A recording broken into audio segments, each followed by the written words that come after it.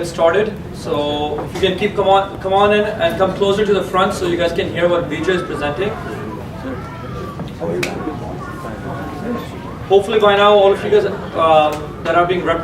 are representing a team has taken one box of cricket balls. So that will cover you for the first 6 games. If you haven't, take one box, and then the remaining balls will be provided in the middle of the season once our delivery arrives.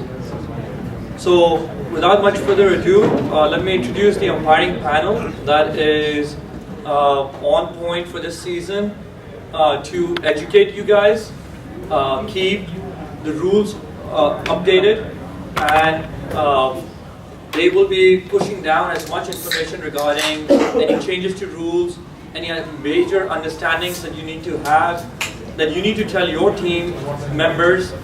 Because again, you're not going to be doing the umpiring yourself.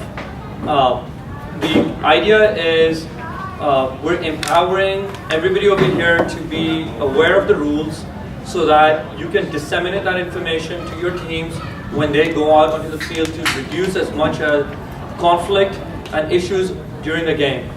If for some reason you are not umpiring for your team and the burden of the umpiring shifts or the request is made to the umpiring panel, then you guys will be part of that panel that could be umpiring a game for somebody else, and you'll get paid for it. So the better you are in understanding the material helps you if you are volunteering for an umpiring slot, or B, if you are pushing this information down to your team members for your team assignments. So I'll introduce the umpiring panel, or they'll introduce themselves. I'll start off with Vijaya. Hey guys, I'm Vijaya Mallela. I played in WMCL like 3 years ago, and after that I took to umpiring, and it's been like 3 wonderful years, and so far I have been up to completing the West Indies umpire certification program, and I'm trying hard to get into the USA ICC panel. They might pick the panel sometime this year. I'm working hard towards it.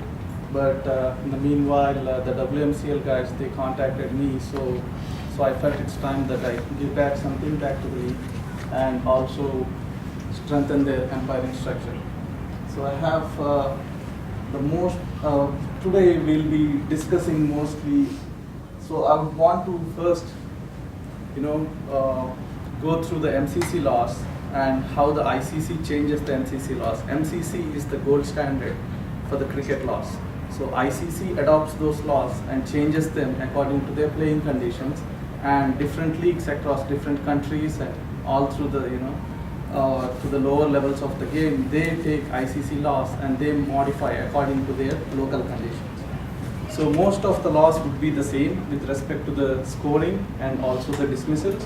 So right now what I wanted to do is it's due to the time constraints, I can't go through all the 42 laws here, but just to bring consistency in terms of dismissals and how runs would be awarded and all that stuff, because those are the most contentious issues, and those are the things that would in turn impact the result of the game. So I want to start with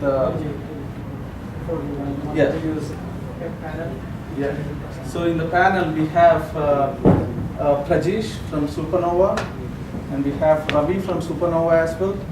We have Pranay from Hendon Hawks, and we have Murli from Patriots, and we also have our organizers here, Suresh, Arif, and Sridhar Sana, who have done a very excellent job with respect to reaching out to the all the teams and requesting them. I mean, they try to put in as much information, but emails flew around, and maybe the very first time information wasn't passed around the right way, but finally we were able to pull this through. Alright, so first I would want to start off with who are the participants of the game. So that covers the law 1.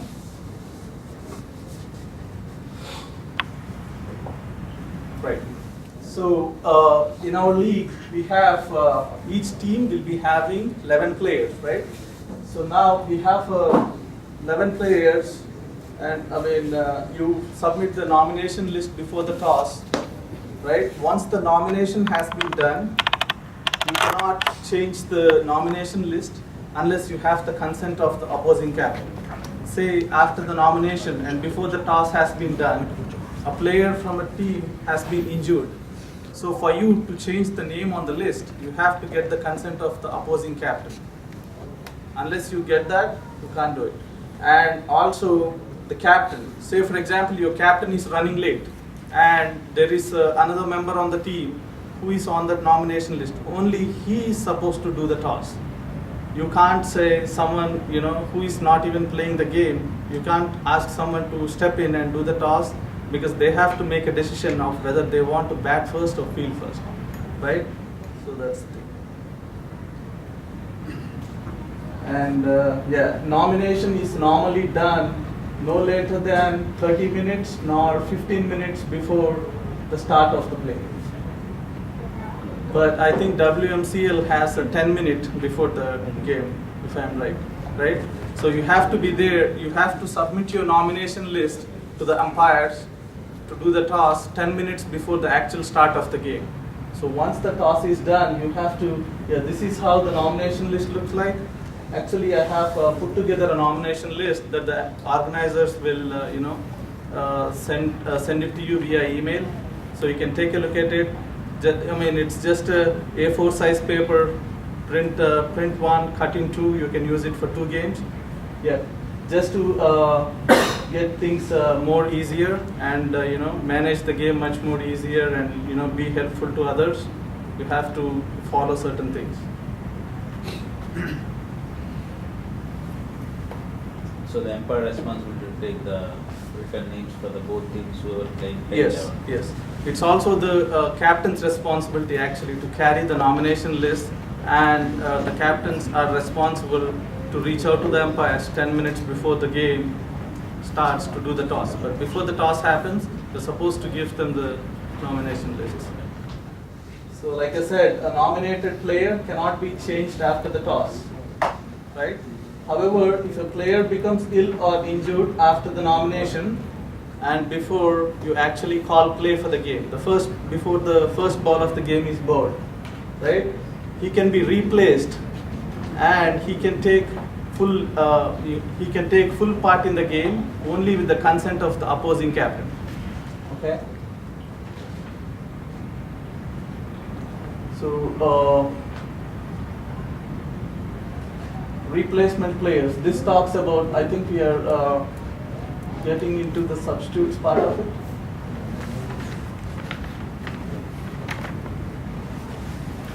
Yeah, we are getting into the substitutes part of it. So a player, no, this is actually about the batsman.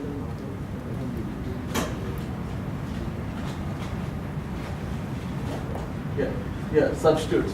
So if a substitute has to be replaced, the substitute can be granted only by the umpire. The opposing captain has no say, or he can't say no, I will not allow the substitute. If the umpire feels that there is a genuine reason why the fielder has to be replaced, he's severely injured or he's ill, he can't take any further part in the play, the umpire can grant the substitute upon the request from the captain whose player is actually injured or ill, right? So, and also the opposing captain will not have any kind of say on where the player should field or whether he can, substitute cannot bowl, bat, or he cannot keep the wickets. That's in there, and yeah. So do we need to specify the substitute fielder and the playing whatever roster you are going to have, that is 12th player or 13th player or something like that, or anybody can even come late or whatever the player is available they can play? I'm not sure how WMCL is doing it. Yeah, if RF can add something about it. Yeah, so substitutes are from your roster. That's standard requirement. So we don't need to specify before starting the game, like No. playing 11th, 12th player or something like Right. that. Anybody can come and play, as long as they follow the rules, whatever the dress code, whatever. Right. As far as from the active 25 players. Okay. Yeah. So, But because this year WMCL is going with the uniform kit, so it's better if you have all your players on the ground and write down the names of the people. so that it makes job easier to do the online scoring as well. You know, people who would be stepping onto the field, and also the nomination list. There is a place where you can enter the shirt number of your players. That makes the job of the scorers easy. They need not run around and ask for the names of the player who took the catch, and that doesn't, hold up the game.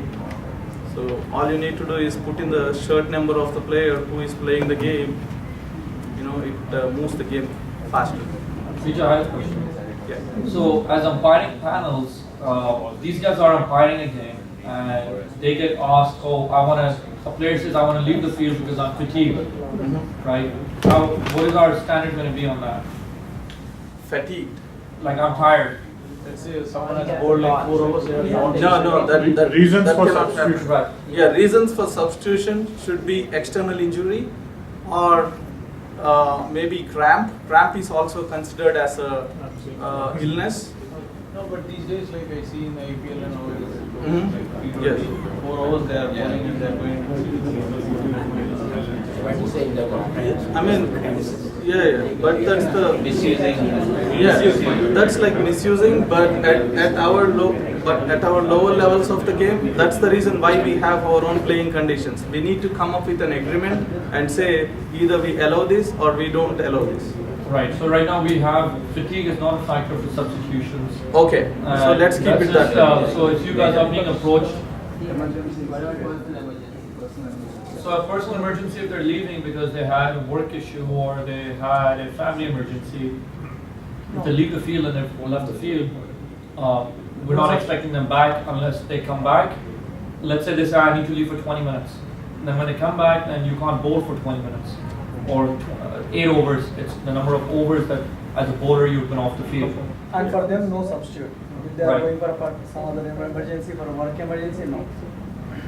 Yeah. So you have to play with less Any players. emergency other than injury? you can't Yeah. avoid. Yeah, I can. Because Right. people misuse that. Yeah. But that's the thing that you guys will get approached as umpiring folks, or your team members will run into those scenarios because we've seen that happen.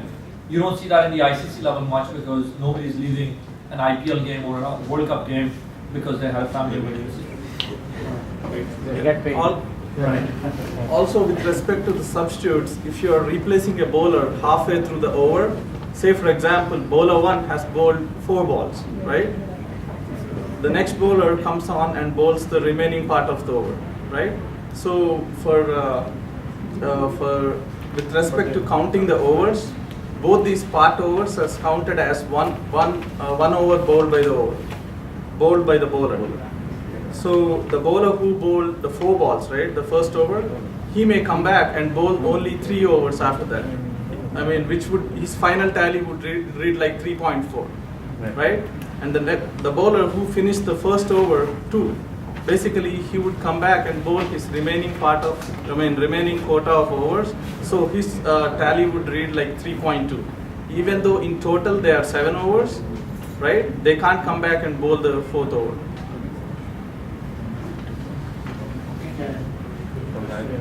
Questions? In case when we're talking about the bowlers, like in case the bowler is the one who's going out of the field. So he's bowled three balls and the rest 3 balls. Only the replacement can bowl the rest 3 balls, or anybody in the team can do that. Not the replacement. Substitute cannot bowl back or keep wickets. Only the replacement. Any other player from the nomination list that you submitted in writing to the umpire before the toss. No, I mean like only the one who's replacing will be able to complete his over, or anybody in the 11 who's playing on the field. Replacement cannot bowl. Replacement cannot bowl. Substitute cannot bowl. He can only field because he has come onto the ground to substitute for someone just to field. One more question regarding toss. Yeah. So the teams have to decide whether they need to Yeah, please, only one. Yeah, go ahead. when the teams have to decide whether they need to bat or bowl right on the ground as soon as the toss is over, right? They can't say I'll have to go discuss my team. Yeah, and not of discussion, say, not of discussion. they need to bat Yeah. or bowl. That's the common thing which happens and Yeah. I decided a week earlier. That also, but because that's a convention that has been coming from quite some time, So how do you want to keep it? You want to, going forward, you want to change that? If you look at the rule book, it says clearly you declare. You have to tell time of the immediately. toss. Immediately you have to tell. But I've seen this abused, and I know my team's done it as well. But I'm not saying that's the right way to do it. We need to follow the rules. And if this is a habit that you see, and certain teams always do it, then that just shows lack of leadership by the captain, because if he's walking up to flip a coin but doesn't know what he's doing, then we need to discuss that with one-off cases. But as an umpire, can you enforce saying that? To the Yeah, captain, as an umpire, just yes. to make it a Right. Yeah, So as an umpire, if you walk into a game and you see someone saying that to you, someone saying that to you, I mean, we might need to add something in the playing condition saying that if you fail to notify your decision right away, you lose the toss. Right. So that's how. Is there a time limit? That's already there. No, there's No, no. as soon as you Immediate. the toss. As soon as toss and Soon immediate. after. And I think a good way to enforce it is if you guys are on the field umpiring, whether for you as a neutral umpires or as team members, right? As you're walking over if I say Morley, let's do the toss now. I can ask you one question. Will you be ready to give a decision when I flip this coin? If he says yes, great. If he says no, I'm not ready, I'm like, hey, we need to do this. You need to be ready. Yeah. Right? Put the onus on the person right away as opposed to finding out after you flip. Yep. Right? All it says is just one question. I expect both of you guys to tell me right away. Yeah, so but the issues come around right when it's a middle game, right? So it's 11:30, 45 game or a 12 o'clock game, and the other game is still ongoing, right? And it's not 10 minutes before the next game, right? So it's not really game time. And it's like, okay, well, let's just have a toss and figure out. And then usually the team who wins the toss takes time because the players are not there yet, and they still have 30 minutes to go or 20 minutes to go. Well, then don't do the toss. Yeah, exactly, right? So just wait till it's really toss time. Toss time Yeah. and make it an official thing, Right. even if you're doing it on the sidelines. Right. But make sure if you're doing the toss, then take it seriously. Right. Right? It's not a joke. Right? I think that's what people are doing. So I'll do the toss and I'll think about it. So, just want to add to what Salman said. We have seen issues where a game is being played late, like let's say 8 o'clock game which goes on till 11:30. If the next game has to start at 11, the toss has to be done by 10:50. It doesn't matter if the game is going late. Your toss has to be done at 10:50. Your player has to be there, 8 players for the toss to be done. And if a captain says, okay, the game is going on, you can come late at 11:30. We haven't done the toss yet. No. You're going to lose the toss, probably the game itself, because the start time of the game was 11 o'clock. There was some reason that the game was late. Right. And we're going to give you that half an hour towards completing your next game. But after 30 minutes, if you don't have 8 players, I know all of us know the rule here, you're going to forfeit the game. So how do you ensure that 8 players are there as an umpire? They have to show. On both sides. No, they have to show. They have to be on Show on the paper? No, I can No. Players, they count the players. So, first onus is on the captains itself. Then I have to know that, let's say I'm playing Badshahs, I'll ask Arif, or I'll see basically if they have 8 players or not. Because I want to win the toss. And if I don't have 8 players, I'll make sure I have 8 players. First question. Second question, the umpire is going to be there. If there is a scenario where the present umpires who are doing the first game, they are doing the second game itself. So I can rely on the captains to say that players are there. No, opposite captain will be there. Raj. Opposite captain knows. This is obviously. addressed to the rule book. The captain has to identify 8 players at the toss. Right. You have to identify. If umpire don't know and also you don't know, opposite team definitely they'll know whom you are playing, whom you are showing. Obviously. There are a lot of situations where they say that okay, my players are in the parking lot. No, not the They have to be on the field. They have to be on the ground. It's not counted. They have to physically identify. It's clearly physically identify. You A can. lot of times, they'll say that yeah, they are in the I know parking lot. if due to parking problem, whatever, we don't care. They have to be on the field. Yeah. So as umpires, if you walk in as an umpire, that's what you have to enforce. If the captain says they are in the parking lot, sorry, get your nomination list and show me your players, or else you lose the toss by toss time. Yes. So Vijay, you said like captain needs to submit the player list, right? So why can't they do it at the toss time? Toss time? Yeah, that would clear the confusion, right? Yeah, that's what I said. Right? That's what, right? Before I toss. mean, at the toss time, even though they're doing, even the match is delayed, umpire need not look at the faces. He can take down the listed names and verify it again before match starts. So I think So you what can we only have have is, 11 so I think the player identification, and that's been something that we've percolated quite a bit over the last few seasons. It's pretty set. A lot of the questions that I'm hearing are the same ones that we've addressed and are already embedded in the rule book. So feel free to reach out over there, and then if you still have confusion, then take it off as a one-off thing. But from what Murali explained, what you've heard, that's the foundations for this, and nothing's changing over there. So none of this is new information to you guys. If game is running late, the next umpire can control the game and you have time to bring it back to the time. If the game is running late, So what are the rules? Because I don't see that's getting done and the games keep running late. I think next umpire, yeah, it's there, but nobody's. We have to be strict about it. Game is running late, the next umpire has to come in and say, okay, next game is not going to be 20 overs. It cannot keep going late, and that's what is happening most of the time. You have time for one more question, or do you want? let Arif or someone answer this question. Can I? And we'll. So usually the game is for 2.5 hours, it's not 3 hours. So if your game is going beyond 3 hours, then the onus will be on umpires, and that's why we are here to make sure the game. But let's say it can happen. No, what happened? I mean, it's usually 2.5 hours. So what his question was, the morning game. Guys, All right. So what his question is if the morning game gets delayed and it eats up into the next game, following game. So what do you do in that situation as an umpire? it's a one-off thing. I think if a game is running exceptionally late, then that's what teams have to be mindful. It's not like you're going to hit 11 o'clock and realize my game is late now all of a sudden, right? You know, through the 10-over break, if you're going behind, by the 20-over break, are you behind? Or by 30 overs, are you behind? So there are always ways to correct the games in between. Start cutting the breaks off. If the game has already exceeded, then there's nothing. The next game is not going to get penalized and we'll play reduced over. Okay. So I'd say let's bring the focus back to having Vijaya complete his material. Then we'll have a Q&A. And then we'll do an open QA on some items. Otherwise, we'll never finish this material. Okay. Okay. So once the toss is done, you walk back with the nomination list and hand it to the scorer. And when you are asking for a nomination list, make a gentle request to the captains so that they will write down the shirt numbers of their players. I mean, like we discussed, it makes the job of the scorer easy, and it doesn't create much more hindrances in the middle of the game.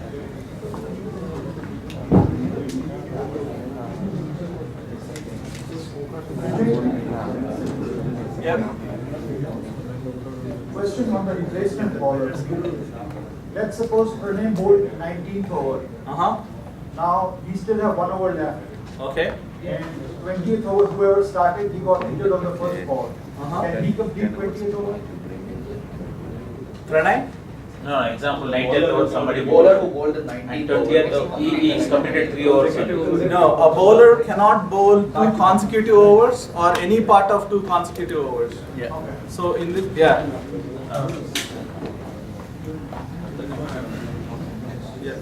So law 2. Yeah, this is about part of it is about substitutes and runners, and also it talks about how a batsman can retire and when does a batsman commence his innings.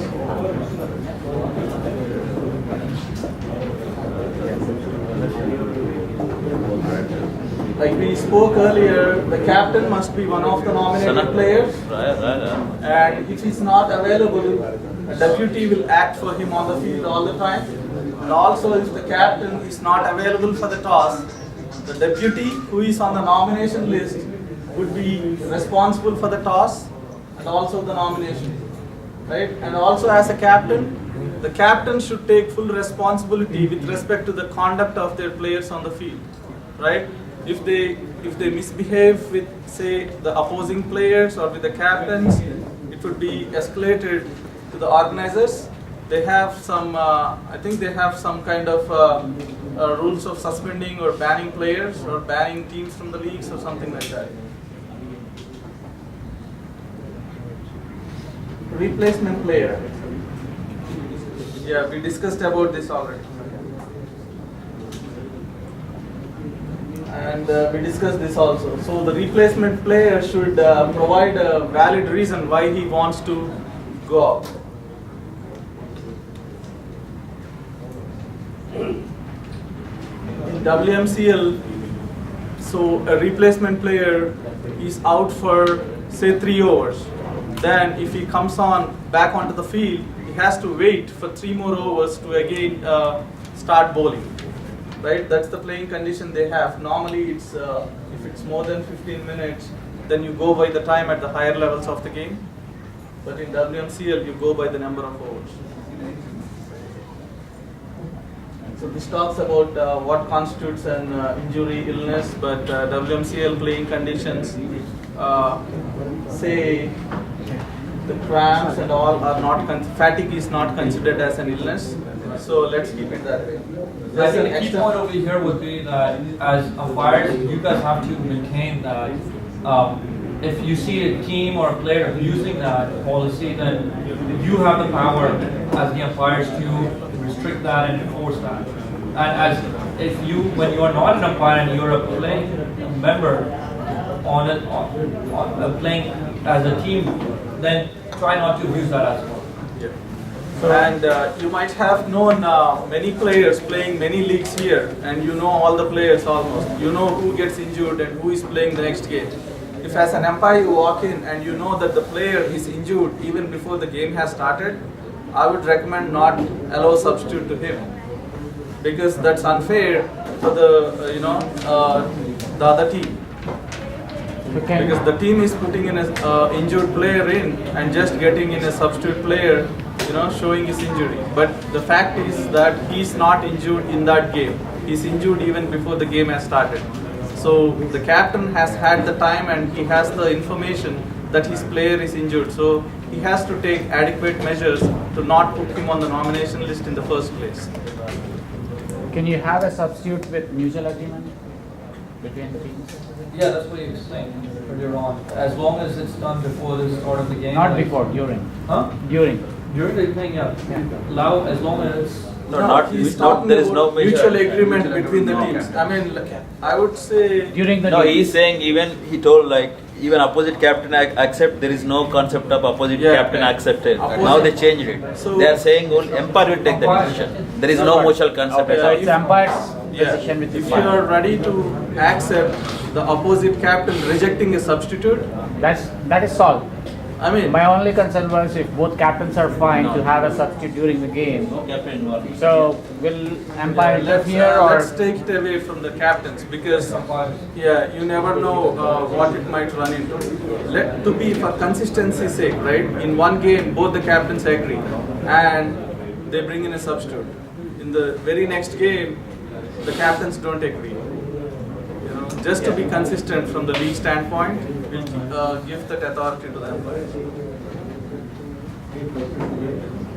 This talks about declaration forfeiture, which doesn't apply here. We didn't talk about by runner. By runner, runners are not allowed.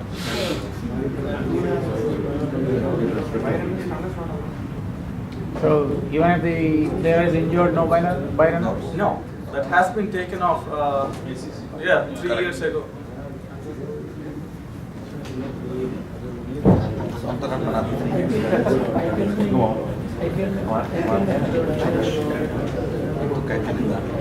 And if at all, if at all a player leaves the field. Hang on, guys, could we cut the talks over there? It's a little difficult for folks to focus on what we just If said. at all a player leaves the field with the consent of the umpire, right, he has to inform him. And if he steps onto the field without his consent and comes in contact with the ball, there would be 5-run penalty. So you have to inform the umpire before you step in onto the field, because you might have stepped out with a valid reason saying you are injured, right? There's a substitute on the field and the umpire might not know. The substitute is also there. You end up fielding with 12 players, which is unfair, and he might, not the replacement player, but a wicket keeper might take a catch, or maybe a fielder in the slips might take a catch, whereas the fielding team was playing with 12 players, which is unfair. So that's the reason the batsman will not be out if that is the case. Whoever takes the catch, no, not whoever takes the catch, I'm sorry. If the player comes onto the field without permission and he comes in contact with the ball, that's illegal fielding. Ball is dead right away, and the ball will not count as one of the over. 5 runs would be awarded to the batting side, and also runs completed together with the ones that were crossed would be scored to the batting side. Say, for example, I hit the ball towards square leg, right? The fielder who is illegally on the field, he takes the catch. Batsman completed 2 runs and they crossed on the 3rd one. So in this case, 3 runs would be given to the batting team along with 5 penalty runs. So 8 runs are scored to the batting team, right? So I'm working on the penalty cards. I'm like 75% through it. It looks like the size of the book I had here earlier, maybe half the size of this book. So you can carry it in your pocket. You can read it. Over time, you will get used to it. But that's the basic law. And I think it's not in the WMCL playing conditions. So we'll be adding that there as well. So no run out will be given, even though he throws the ball. Once he touches the ball is dead automatically.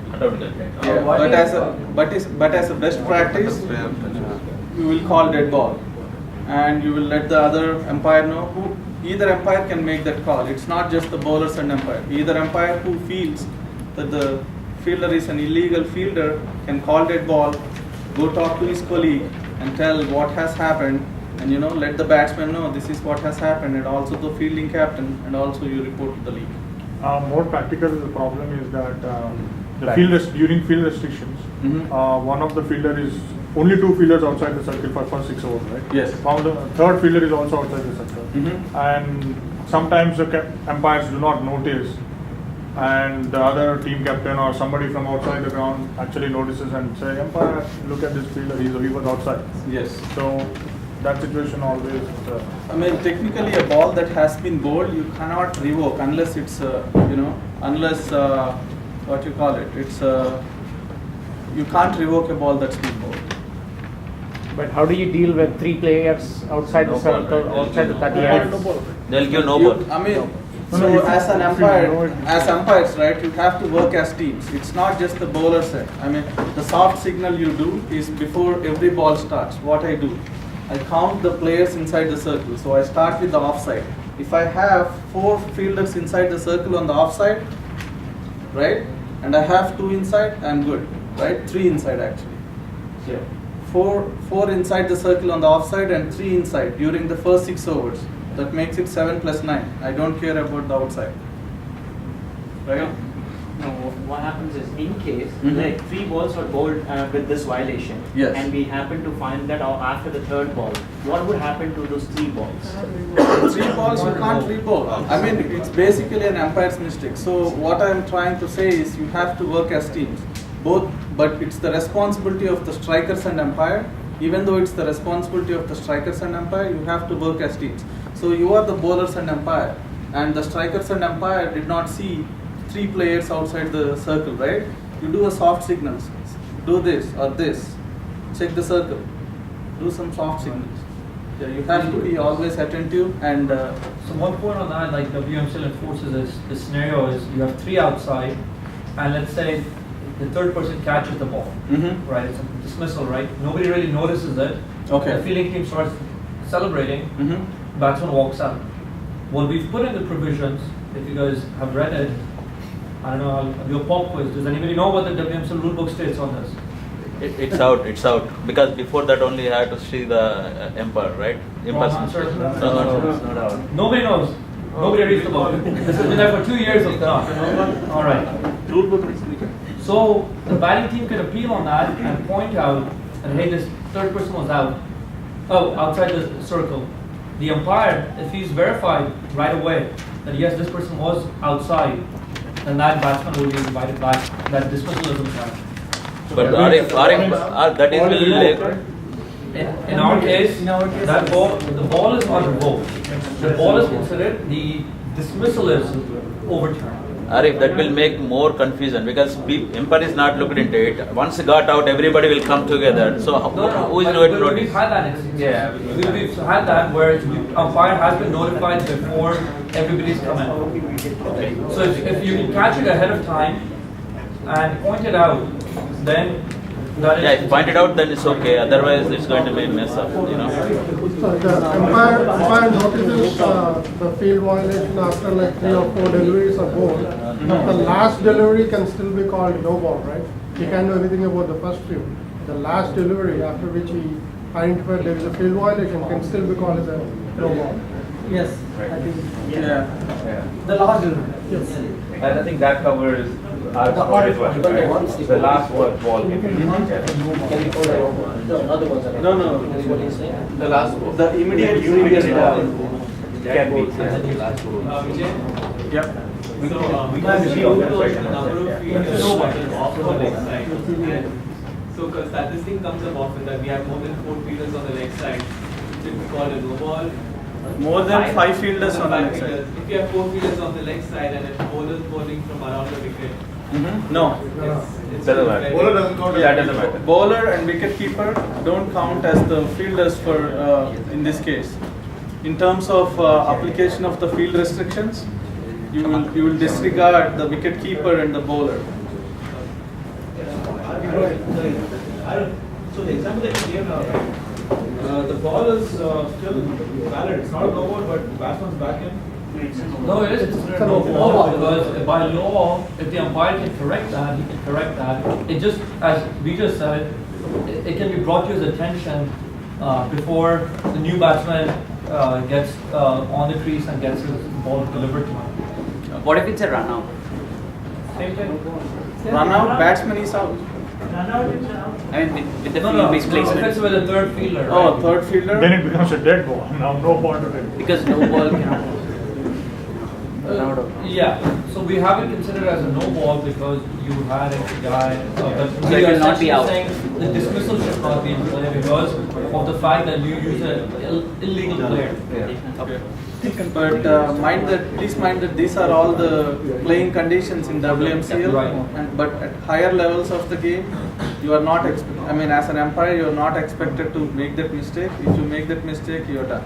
Right. There you go. There you go. That's it. Batsman retired. During his innings, a batsman may retire at any time when the ball is dead.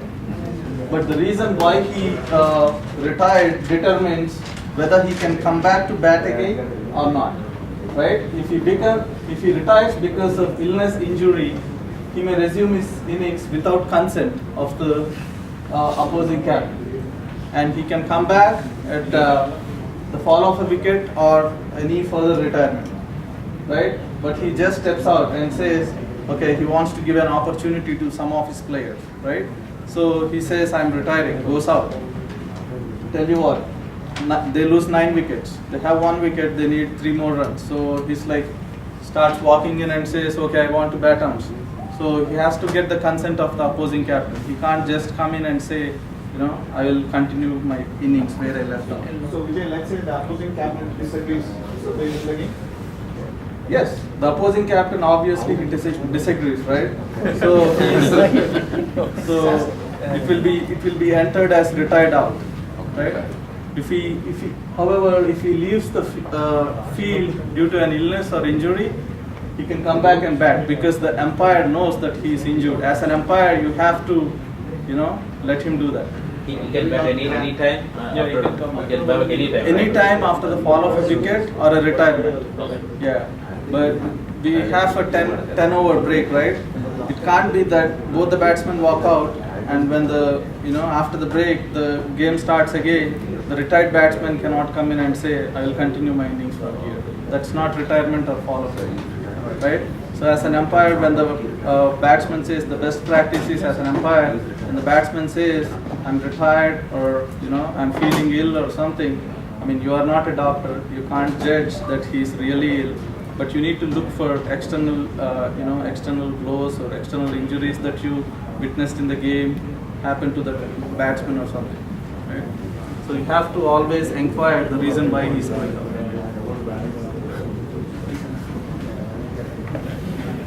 This is what it talks about.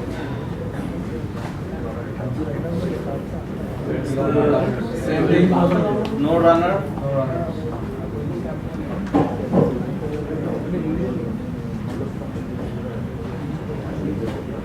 Yeah, this talks about, these are some better umpiring practices with respect to how to judge runouts in a better way. So you normally move to the same side where the ball was played. The reason is that the bowler will not blind you. Blind you from seeing when the wicket was broken. If the ball was played there, you always move there. The bowler would be collecting the ball here, right? However, if the ball is played square to the wicket, it's recommended that you move a little to, at 45-degree angle to the wicket. That way you can see all the action. So Vijay, this is an important point because what we've seen, what I've personally observed is the ball is played and the umpire just stands where he is and there's a run out appeal. And he's in no position to judge because he's nowhere close to the side view. But generally if it's a direct hit, 90% of our times they're just raising a finger because it's a direct hit, like credit goes to the fielder, right? And then a lot of times I'm like, you're not even in a position. Yes. Right? And they're like, well, I can see from here. Right? So it is one word against another word, but physically, we all know the laws of physics don't allow you to make the right decision. So be proactive. As Vijay said, move your butt over to the sides when the ball is played so you get a better angle to support the batsman. Umpire's decision, but umpire is right? Umpire decision is final decision. Yeah. You cannot argue. If you have problem, you can take it off. What I'm saying is, I have seen that in some of the case captain still argues. When we see able to see like umpire, they don't give a shit about. But what I'm saying is, we as a group of people have to become better umpires too, right? And small things make you a better umpire, as we just pointed out. And that's the purpose of the seminar is, hey, if you do small things, as opposed to just going by gut instinct or no instinct, then you end up not giving your job the full credit it needs. If someone gets out in the manner and there is a huge argument, it holds up the game, it makes you look bad as an umpire, it transpires into something else. So if everyone has to be in harmony and the game has to go smoothly, smaller and finer changes that you make to your technique goes a very long way.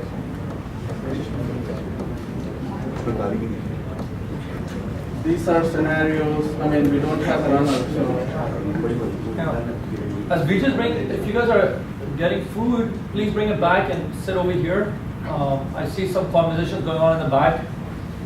So let's just try to make sure we're giving Vijay the attention that he's providing from the material. Because this is only helpful for all of us guys. So we're only going to get better at it if we fully participate or hear the conversations.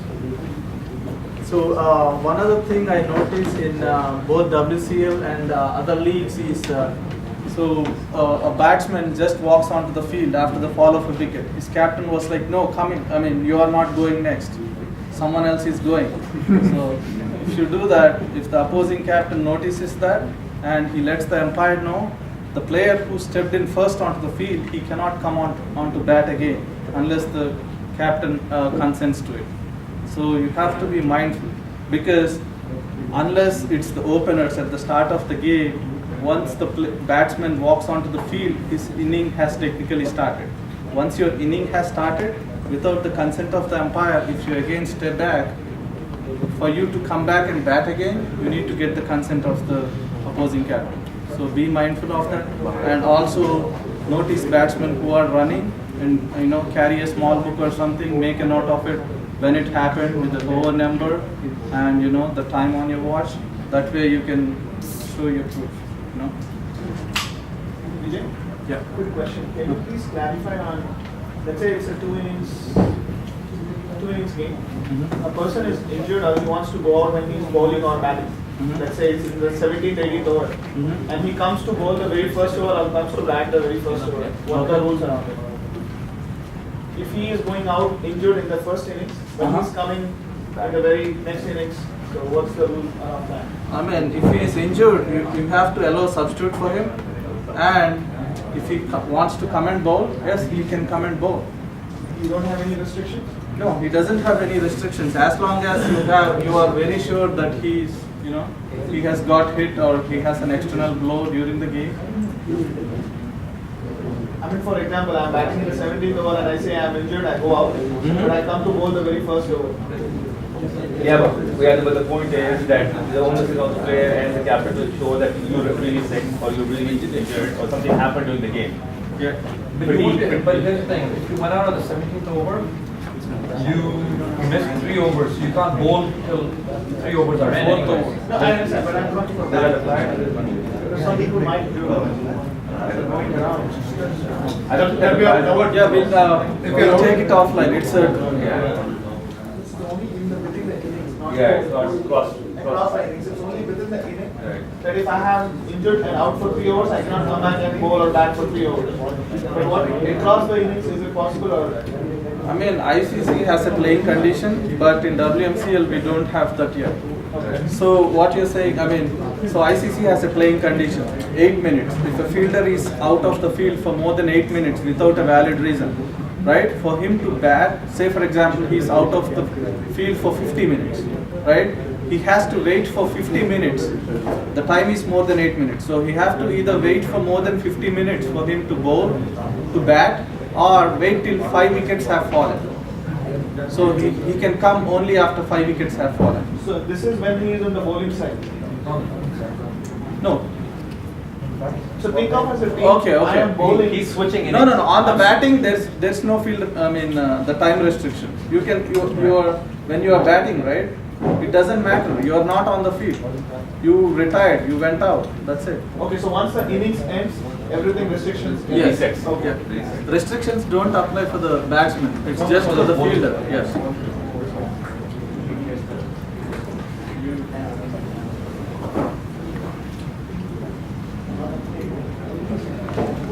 So in WMCL we have 2 umpires appointed, 1 at each end, right? So umpires are these are requirements for the higher levels of the game, but I think it's sufficient for the umpires to show up by toss time, collect the nomination, do the toss. What's that? 10 minutes before time. Yeah, 10 minutes. Yeah.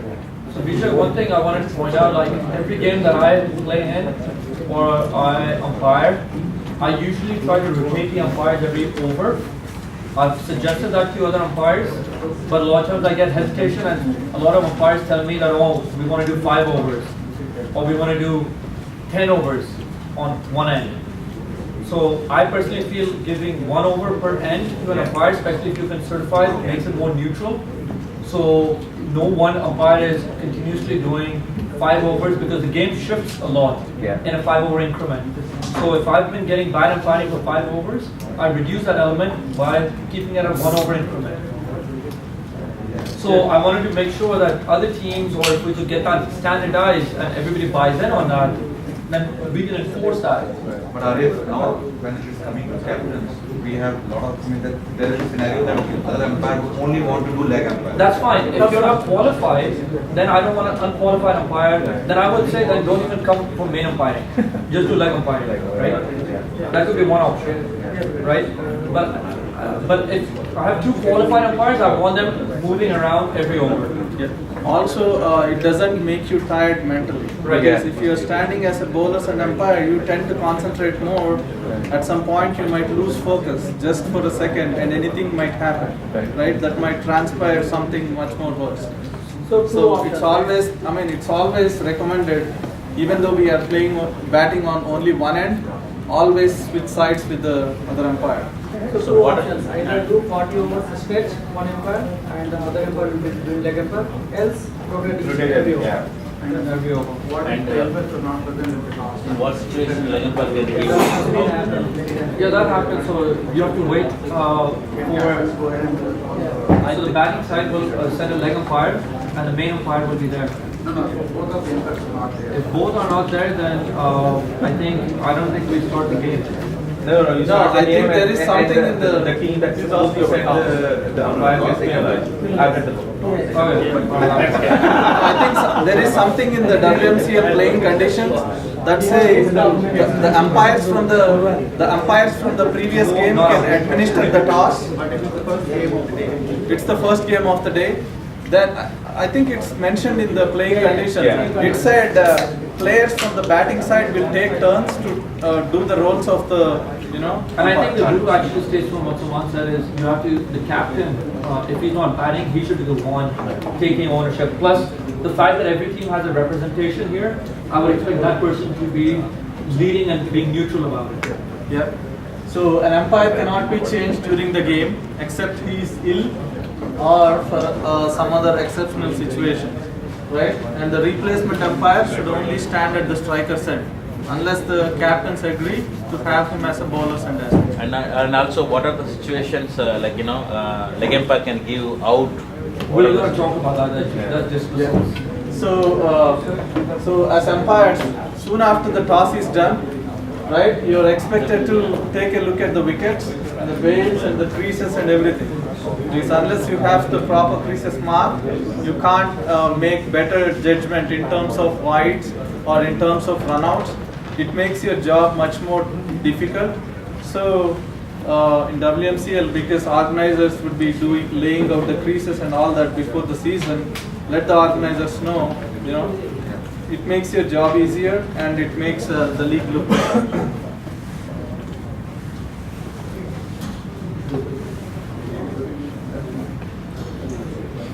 So at the toss, although most of them might be player umpires and they know all the playing conditions and everything, but just as a courtesy sake, you can remind them of the bowling or the fielding restrictions and the boundaries, and because we know we are playing in a definite fields and there are no other obstacles in the middle of the field. We are all on a unified stance on it.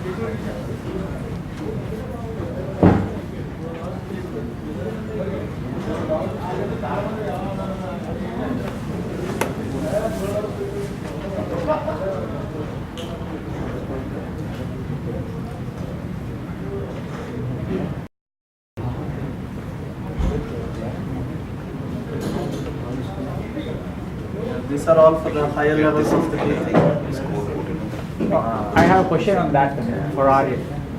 Do we plan to have any scoreboard kind of a thing? We had the initial plan, but Murali's been in charge of it. Okay. Okay. No, we're getting, as part of the kit bag, you'll get these portable scoreboards. Right. Awesome. Okay, if that is the case, yeah, I saw that, so probably you should go back to the previous slide.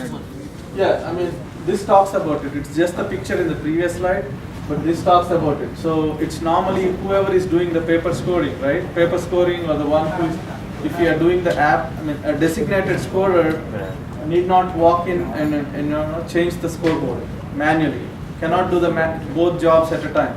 So it's often helpful if other members of the batting team or someone steps up to change the score, at least at the end of the over. Right, and that's what we'll do at the end of the over is keep it such that you get it reflective for people on the field. Or people on the field can use the online app. And one other thing is acknowledgement of the signals. There might be situations where the umpire makes more than one signal. So it is a better practice to acknowledge each of the signals. That way the umpire knows you are recording the scores correctly. If you just acknowledge for one signal, you might miss the last one. Just for the umpire to, be sure that you have actually recorded it, acknowledge each and every signal individually, right? The umpire signals, boundary, acknowledge it. First no ball, right? Acknowledge it. Boundary, acknowledge it. So multiple acknowledgements for multiple signals.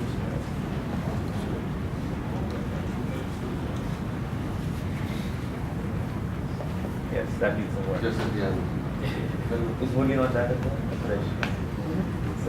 Ground conditions. So Vijaya, can we talk about this? Like, how do you deem? Like, currently we've said, like, if it rains on Friday night or Saturday or the field is soggy, one team doesn't want to play, another team feels like, oh, it's playable. We've put the onus on the umpires to determine what is considered as playable conditions. Right? One team might prefer what is playable, another team may not, especially if it rains in the middle of the game, right? Based on how the situation is. Right. As an umpire, what should we be doing to manage that from a neutral perspective? Right. If the outfield is too slippery, it is imminent risk to the players. How do you define too slippery? Because there'll be patches, right? And the outfield, like even on those pictures you highlight, there was a puddle in one part. Let's say it's at point, right? But the rest of the field is fine, right? Generally, what we've communicated before normally is the inner circle, if that's fine, the bowlers run up because that's where most of the action happens. If the inner circle and the areas around the pitch are good, I think it's good to go. Right, because we play on AstroTurf, right? So one team will say, oh, I'm getting sprayed by the ball. Another bowling team might say, I don't think it's really that much spray, right? It's all subjective. So as an umpire, then I think we've left the discretion to you. Some umpires are keen on leaving and going home too, right? So I can see why an umpire might be keen on doing that. But again, if you leave and go home, guess what? You have to still come back when the game's replayed. Right. So you're not getting out of that. So are we taking that almost away from? So previously we've been in this situation, called the organizer, like one of you, right? I've talked to you. Yeah, we FaceTime. Yeah. So is that going to be on the umpires now? They're going to make the call. It was always on umpires. Well, yeah, but they were always like, yeah, we're not sure. Let's call the yeah. So we've had umpires who haven't been able to enforce that. Right. We've had umpires who've been enforcing it too quickly and called off games like at one field where we know conditions were decent and they were worse than Herndon, for example, when you were playing that game. But they were keen on going home. And nobody likes to stand there in the rain, right? If the conditions are playable, do not be taking the easy way out, right? Play the game. And you have to give some duration time. I think that is actually pretty good. We had a game last season in Centerville when umpires came and left and didn't wait 30 minutes. Right. So we actually played a cricket after that, which was totally fine. Right. Yeah. No, the situation where it happens is like, last time when I'm umpiring, like people, like, we decide like these conditions are good after the range. The fielders are coming and fielding team that they are losing or whatever the situation. They are saying, okay, you will take the responsibility and fall down or something. Why you are asking me to play? That's what asked me question. And I said like, why should I take your waiver signed, right? You are the responsible. But he's saying, why you are asking me to play now? Because conditions are, I'm not playable, I don't play. Right. So that situation, umpires what they can take. Decision. How come they can take this? If your umpire is comfortable that he thinks that the playable conditions, then declare other team who is wanting to play, the winners and other teams. My take would be, my response on that would be, if one or two players don't want to play, and I think it's fine, you're more than welcome to leave the field. You can play with fewer players. Right? There's nothing holding you. If majority of your team doesn't want to play, then that's fine. You guys are forfeiting. It's considered a forfeit. But the umpire call. Umpire should take the umpire call. I had a thought slightly on the topic, and that is regarding games that are washed out. Instead of replay, could it be continued? That way, the situation where it's 18 overs bowled, team is losing very badly, and now they're going to say, that. We don't know. I'll spend not more than a minute on it. The reason being is you can never replay that condition because my 11 people that I have today may not be available next week. Right. So fundamentally, I could stretch that on for a long time and say, oh, I don't have the same people, I can't get those same 11, right? But you're enforcing so many rules, you could always put this as a rule and say that, hey, if a game is washed out and it has to be continued on another day that the league decides, it's your responsibility to pull the players. You don't have to use the players. It's very tough. Because the condition like one day might be favorable for a 80 might be an easy score or par score based on that condition for that time of the season for both fields. But the next day, how many overs have been bowled, right? You don't have to cancel. No, but for me to get score 40 runs in 5 overs might be more possible on the next day, right? 6 months later because it's summertime. Right. But the situation also the is energy. 19 overs bowled. You're Other team needs 40 runs, and it's pouring. Yeah. Then umpire says, I think it'll be tough for me to get 11 people to come up and to say, hey guys, I need you for 40 minutes to come play. Let's drive an hour because we're going to play 40 minutes of a game, right? I think nobody would really like that. If you're going to play the game, just play it all over, right? And then there's less logistics to worry about. But I think from making the call to the point over here, umpires have the first decision. If the umpire is ever calling off a game, if you guys ever decide to call off a game, then you need to call the organizers. I think that's what didn't happen in your game. If you are on a team and your game is getting called off, make sure the organizers have been consulted. Because then organizers and umpires have to talk. And the onus should be on the umpires are here, right? So fine balance here. The onus should be on the umpires to make sure that call happens, right? Because if it's raining, whatever, they're gonna run away, and the assumption is okay, they're gonna make the call, but it's raining. So. Okay, so I want to add 2 points here. First point, I'll come back to your questions. The first question: If a player is talking to an umpire, a player cannot talk to an umpire. First rule. A captain only can talk to an umpire. And if you see anybody abusing an umpire, report them. There are fines, everything which will come in place. Nobody can abuse an umpire. It doesn't matter who you are. Let's say Pranay, I'm just taking Pranay, I don't know. I'm just taking Pranay by his name. And let's say there's a new guy and he says like, I'm playing from 10 years, you don't even know the rule. I'm just taking your name. I know he doesn't do that, but you cannot. As an umpire, if a new player is coming in, you cannot pressurize him to make decisions what he has to do. And the main reason we have put up this umpiring panel is we want to reduce the number of calls which goes on the game time to organize it. And that's why we have an umpiring panel. If you want to reach out, you can reach out always to the umpiring panel. Shoot us an email, WhatsApp group, or we're going to do something about it. He's on umpiring panel too. No, I agree. We're going to reply back to you, but the main reason we are having you guys here is you have to make that decisions on your own, and you want to take that responsibility of whatever is happening. I'm the one who is making that decision. And then as an umpiring panel, we can back you up if you have made the right decision based on the right situation. That's first thing. The second thing, if it's raining and let's say somebody comes to you and say, I cannot play. I have had that situation. One inning is over when it didn't rain. And the next innings when it started, umpire just did this, I can tell you. He just took the ball, did this on the pitch, the ball was bouncing like this, and he said, okay, I'm going to bowl 2 balls. Obviously, he was a fast bowler, and the ball was traveling, and he was like, we are good to go. Yeah. And I'm like, that's fine. I'm not saying, but I have to bat in those conditions, and which are completely different. As a captain, I was talking, and he said, you have to get onto the game. We were bundled out for very less. I will not lie about it, but still remember. Umpire made the decision, and I have to go it. Otherwise, he said, you're going to forfeit the game. And it was a semi-final game again. I have no choice to say. And Santosh, I completely agree with you. I had the same discussion. But bringing in the same 11 for the next game, I think it was very difficult, and that's what we decided. So, I'm sorry, sir. So let's talk about the signals. The most important signals would be no ball, wide, and dead ball. The reason being, these are the signals you make when the ball is in play and you are killing the ball. So I have seen some umpires who do this. The wide is bowled, they turn to the scorer. They don't know what's happening behind them. The ball might be missed by the keeper, the batsman might be taking more runs, but he is killing the ball. So technically those runs should not be scored as well, right? So always when you're standing there, call wide, stand there, call and signal wide and walk to the side, let the ball be dead, then signal to the scorer, right? The same thing goes with the no ball. No ball, right? Stand there, walk to the side if the batsman is taking a run, and then after the ball is dead, signal it to the scorer. Look to the scorer, signal it, get an acknowledgement. Same thing goes with the dead ball. If you have to call dead ball for any reason, do the same thing. Only the signal out, even though it's also made when the ball is in play, it need not be repeated to the scorer, right? Those are the 3 most important signals you make. The rest of them are normally made when the ball is dead. Say a boundary. 4 or a 6 is, once the ball reaches the boundary, the ball is dead. So, also it's very obvious. Scorers know, players know, everyone knows. Because the reason why these 3 are important is because you are bringing the play to a halt.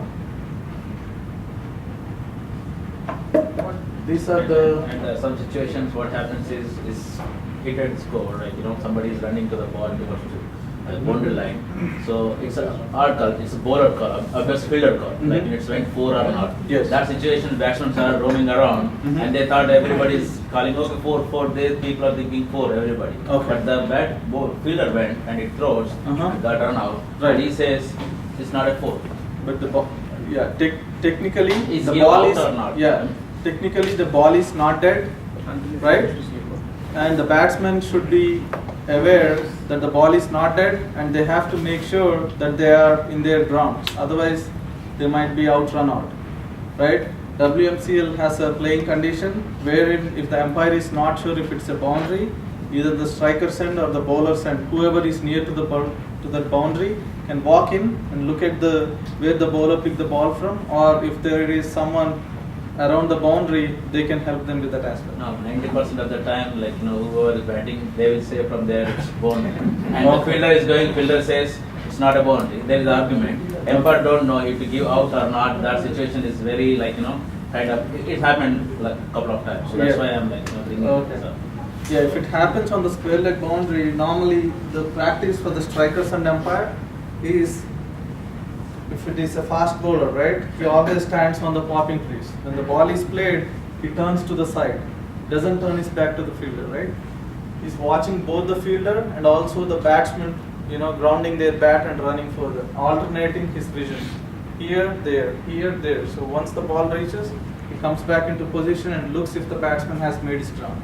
That's when he makes his decision. So always alternate your vision, and if you feel that the ball has reached the boundary but the fielder has not given it, just do a soft signal to your partner, right? Just do it's a 4. Or if it's a 6, show this, the ball carried over. It's a 4, the ball bounced, right? It's a better way of doing the soft signal. And about the short runs, this is another signal that you call and signal, but you do it after the ball is dead, right? If there is a short run, this is your signal for short run. I'll talk more once I get to scoring the runs. Once I'm done with this, we'll jump right into that and I'll talk about short runs.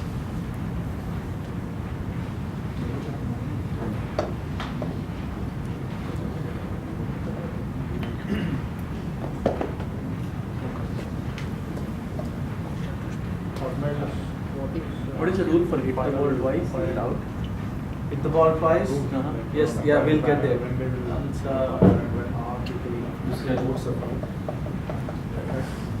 Can umpire threaten teams? Because last time when all is well and Patriots were playing, there was a situation Sandeep got out. I think he can explain better. Umpire has given no ball and he didn't see that. Okay. So he was going to the pavilion and keeper has took the bails. Right. So the main umpire was some stallions, I guess, and the leg umpire was from some other team. So they were not working as a team basically. Okay. So they said that it's mostly these guys appealed that it's a stump out or run out kind of stuff. Yeah. But as it was, he thought that it was out, he was walking out. But it was a no ball, line no ball. Okay. Basically, he was bowled in that ball. Yeah. Okay. So the thing was off a no ball. So after the arguments, that fellow leg umpire, he said that if you are not going, I am going to forfeit the game. Okay. That's how he said. That's when he walked off. But actually, it was not out because once they declare it, it's a ball. That's no action because his intention was not to take run. He was going towards the pavilion. Well, how can he be out? He's in the inside the crease. Yeah, that's what he was declared out on that day. That's up to the. I would never threaten a player. I would rather, read the rule book better and come there. If the pavilion was towards back, but in that case, never run out. It's a no ball. He's not out bowled, and he was walking. Yeah, he's walking off under a misapprehension that he's out. Yeah. But as an umpire, either umpire should have called dead ball, let the batsman, let the action of stumping the batsman not happen. So, which did not happen because. And also the main umpire who gave no ball, he didn't make the sound no ball. He just silently. If an umpire gives a decision, for example, like a no ball. Yes. Is it dead? The ball is dead after. That's it. Is a decision or not? No. Once he calls and signals, the ball is not dead. He calls and signals so that both his partner and also the players on the field can know that it's a no ball. The player can be run out on a no ball. That's why it's not. Right. Yeah. Yes. Player can be run out on a no ball, but in this case, he is not attempting a run. When he is not attempting a run, he cannot be out stumped, right? If a keeper breaks the stumps, when the batsman is out of his ground and he is not attempting a run of a no ball, it's not stumped. So is it not the requirement of the umpire to call the ball dead once it's on? No, he should call dead ball because the batsman thought he did not hear the call and under misapprehension he is walking out, right? Because he was bored. Further action might happen that might get the batsman out. So it's the duty of the umpire to call it a dead ball. Call it dead ball. Yeah. That's important. Yeah. No. Mr. Vijay, so I have a question. To call a no ball, is it the responsibility of the umpire to vocally say it as no ball so that it will be in the favor of batsman he can hit? And all the other fielders are also aware that Yes, it's a no ball. yes. Rather than just The signal. very first time, the reason why you call and signal no ball, the batsman knows it's a no ball, he hits it, he keeps running. And also the fielders know it's a no ball, they know even if you catch the ball, you don't celebrate and return the ball back. No, you need to vocally shout. Yeah, he can. Yes. What I'm saying is all the players cannot. That's the reason he's showing that's the signal. Yeah. Everybody sometimes what happens is batsman is concentrating on the ball and he will not look at the signal. Rather than if umpire shouts, he will listen. Yes, that's the reason. Yes, It's both. You have to do both as an umpire. If you do both, you cover everything. Calling loudly would have. Calling loudly would be better because everybody will hear. Calling loudly and also signaling. That way, even players from far off, they don't listen your voice, but they'll know that you called a no ball. Right. So umpire also have to give immediately, right, the no ball, because Yes. I've seen the situation, like, runner went all the to the run, he took the run, then afterwards he's turning around giving no ball, line no. So is that not valid, right? No, line no Yes, is line has to, called. yeah. Last time happened same thing, the runner is saying umpire, okay, there is a line is crossed line. You have then to- he's turning around and giving. You have to make the call right away. Both the decisions of white ball, no ball, dead ball, because you have to make it right away. Right. So we'll talk about scoring runs now. So runs are scored regularly when the batsmen run between the wickets and make good their ground and run back. And runs are scored when a boundary is scored, maybe a 6 or a 4, and when penalties are awarded. So there are 3 types of penalties: no balls, wides, and the penalty runs awarded to either the fielding side or the batting side, right? Due to fair play and unfair play. We'll look into it in a short while. So also runs are disallowed in some circumstances. So the only way runs are disallowed, we don't have leg byes. So if it's a deliberate padding, runs are not allowed. That's one situation. And also if it is deliberate short running, runs are not allowed in that case as well. I'll talk about it right now. Yeah, short runs are the runs where a batsman fails to complete a run upon turning up. So if a batsman ran 2 runs, right, he fails to make good his ground on that end, right? Even though he ran short on the first run, if he completes the later run, only 1 run is a short run, right? However, if the batsman ran 3 runs, right, 1 batsman ran short on that end, 1 batsman ran short on this end, so only 1 run will be scored, right? If the batsman runs short on that end, striker calls and signals short run because his partner will hear that. Oh, this is a short run. So this guy also does the same thing. This is short run also. So both of them agree that 2 runs were short, and even though the batsman ran 3, 2 runs were short, and only 1 run will be scored. If a short run is ran on the same run, on the same note, if both batsmen run short on the same run, then only 1 run is short. So the second run, both batsmen run short, right? Both of the umpires call and signal short run at the very same time, then only 1 run is reduced. 2 runs are scored. So that's what this talks about.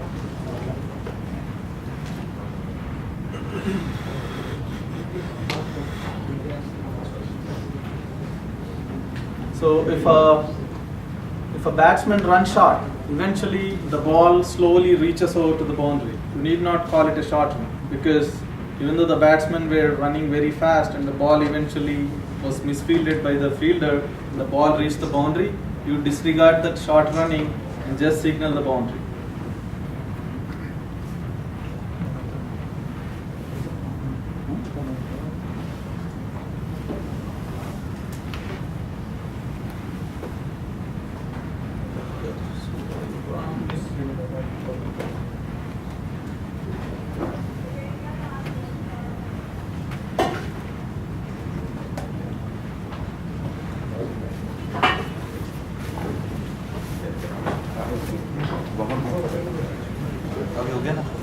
So as Vijaya putting on the next slide, the common scenario that we run into is, since we're not doing scoring by leg byes, for everybody, just a refresher, again, what are we doing? I'll ask you guys. Batsman gets hit on the leg, the ball hits his leg, the opposing runner was trying to back down for a run because he was hoping his batsman would play with the bat. He doesn't. They're both out of their creases because they're thinking they could get a single. Ball is picked up and you break the stumps. What's my decision? Out is allowed.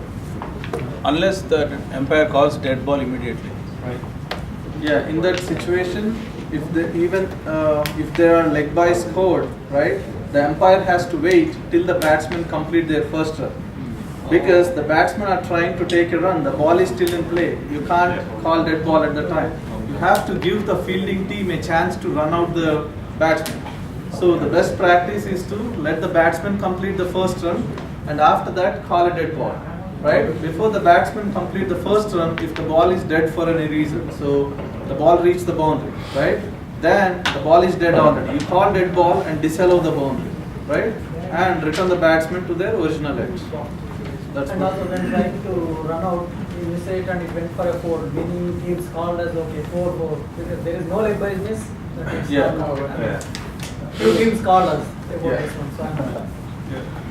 So the leg by in this situation, because we are not playing leg bys in WMCL, it's more like deliberate padding. Whether he attempted a shot but missed and the ball hit his leg, or he deliberately padded, it would be taken on the same note. Right. So I personally don't know the answer. I don't know. No runs off the overthrow as well. Right. So since we don't have legs, if I hit the leg first and then it hits the pad and the bat, and then I get a catch, am I out? That's out. So pad, bat, and catch is out, or bat, pad, and catch is out. Either way, it's out. Because still the ball is in play, and it's all part of one action of playing the ball. Right. Because some teams will argue that hit my leg first, so it should be dead. No, right. It's not. So even though we don't have leg by, if it's hit your body, it's still a live ball. Yes. Even if the ball brushes your pants, the keeper collects it and you lose your balance, fall forward, he can stump you out. The ball is not dead. Correct. Right? So the ball is not dead once it hits your legs. So is a run valid? Like if it hits the leg first and then the bat, can the batsman still run, or will it be like considered like a leg man? Should be. Yeah, that is a good point. Yeah, actually, if you're getting him out, you should also be able to run. It's a live ball, but the thing is the ball hit the pad first, right? So if it is not deliberate, the second attempt of playing the ball is not deliberate, runs can be scored. Runs are allowed. Yeah, runs are allowed. We need to clarify that in our rule document. Because it's part of a single action, runs are allowed. Right. Then the next thing is deliberate short runs.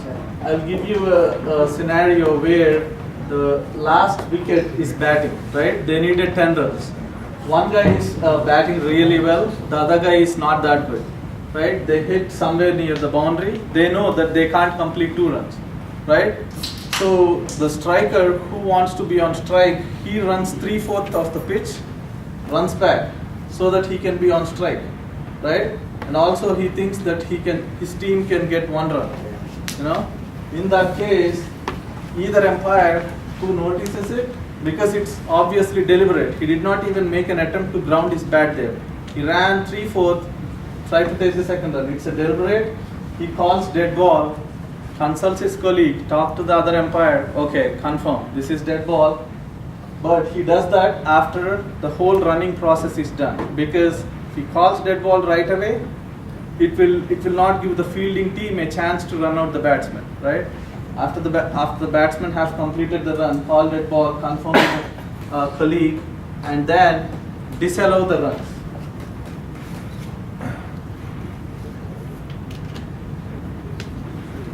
What if the colleague say disapproves the main umpire? Because you already got a dead ball. Okay. You are consulting the colleague. Okay. Leg umpire. He says, No, if he says it's not deliberate, the thing is both umpires should agree each other. If that doesn't happen, plus into minus is a minus, right? So it's not deliberate running. Then you have a friendly word with the batsman, say that's unfair, don't do that again. It's an informal warning, right? If they keep on repeating it, then it would turn into a deliberate act, then you would basically disallow the runs and also send the batsmen to their original ends. And the ball will be counted. The ball will be counted, yes. And if there is a further instance of it, and the warning, the first warning, it's all through the innings. It applies for the whole innings, even though it's the last batsman. Say the third and the fourth batsman did that, right? You keep on warning the batsman who comes in. So there's already an act of deliberate short running. There is a warning throughout this innings. You keep on warning each batsman coming in.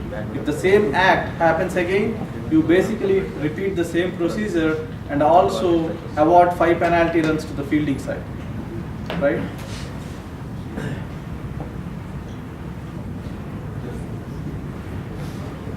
Coming to the penalty runs, what if keeper is running back and if he throws his glove, and while throwing back, if that ball lands on the glove, if it deviates, it's 5 runs, right? Yes, that's 5 penalty runs.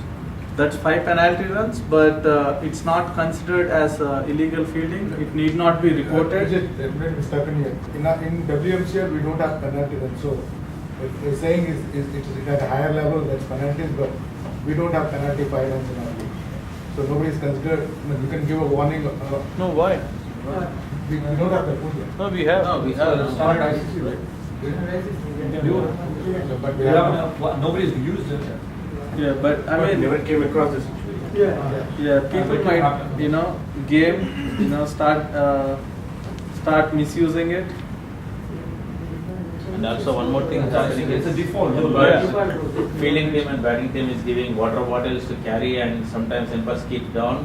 It hit the ball. That's one other thing that needs to be put in the playing condition. No bottles. The fielders on the boundary, they have to make sure that during the end stages of the game or at any point, there are no bottles lying around the boundary, because not only boundary, umpire celebrate the leg umpire keeping in front of him water bottles, because fielders or somebody is giving bottles. Please, can you carry this bottle? I mean, so he's keeping it deliberately best front practice because is he cannot carry.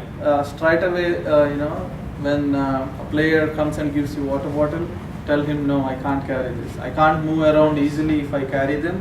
Just gently tell them that you can't do that.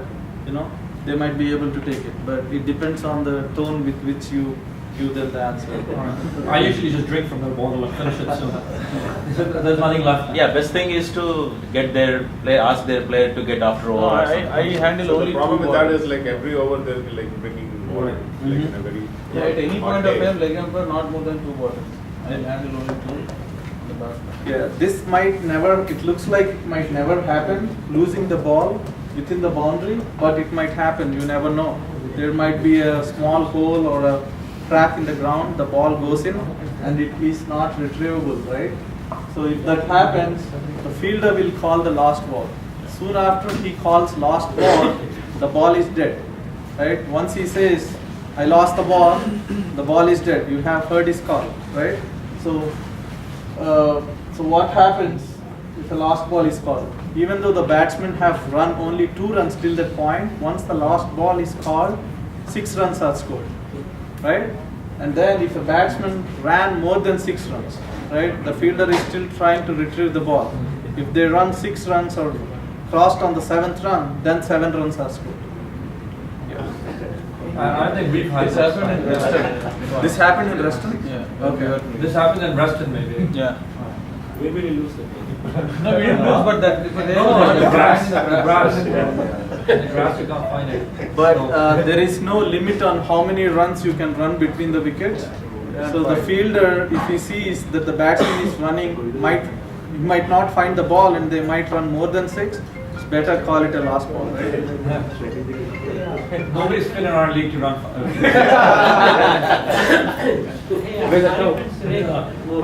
Going back to the previous point, penalties, Suresh mentioned it's not in WMCL. Just one general clarification. If a specific rule is not in WMCL, would ICC rules supersede? Right. Yes. If it's That's what he corrected, yeah. and so if there is a specific situation not handled, Right. for example, and Vijaya is here, I'll bring it up. The ICC cannot have 2 fielders behind the The square leg. leg Right. on the leg side.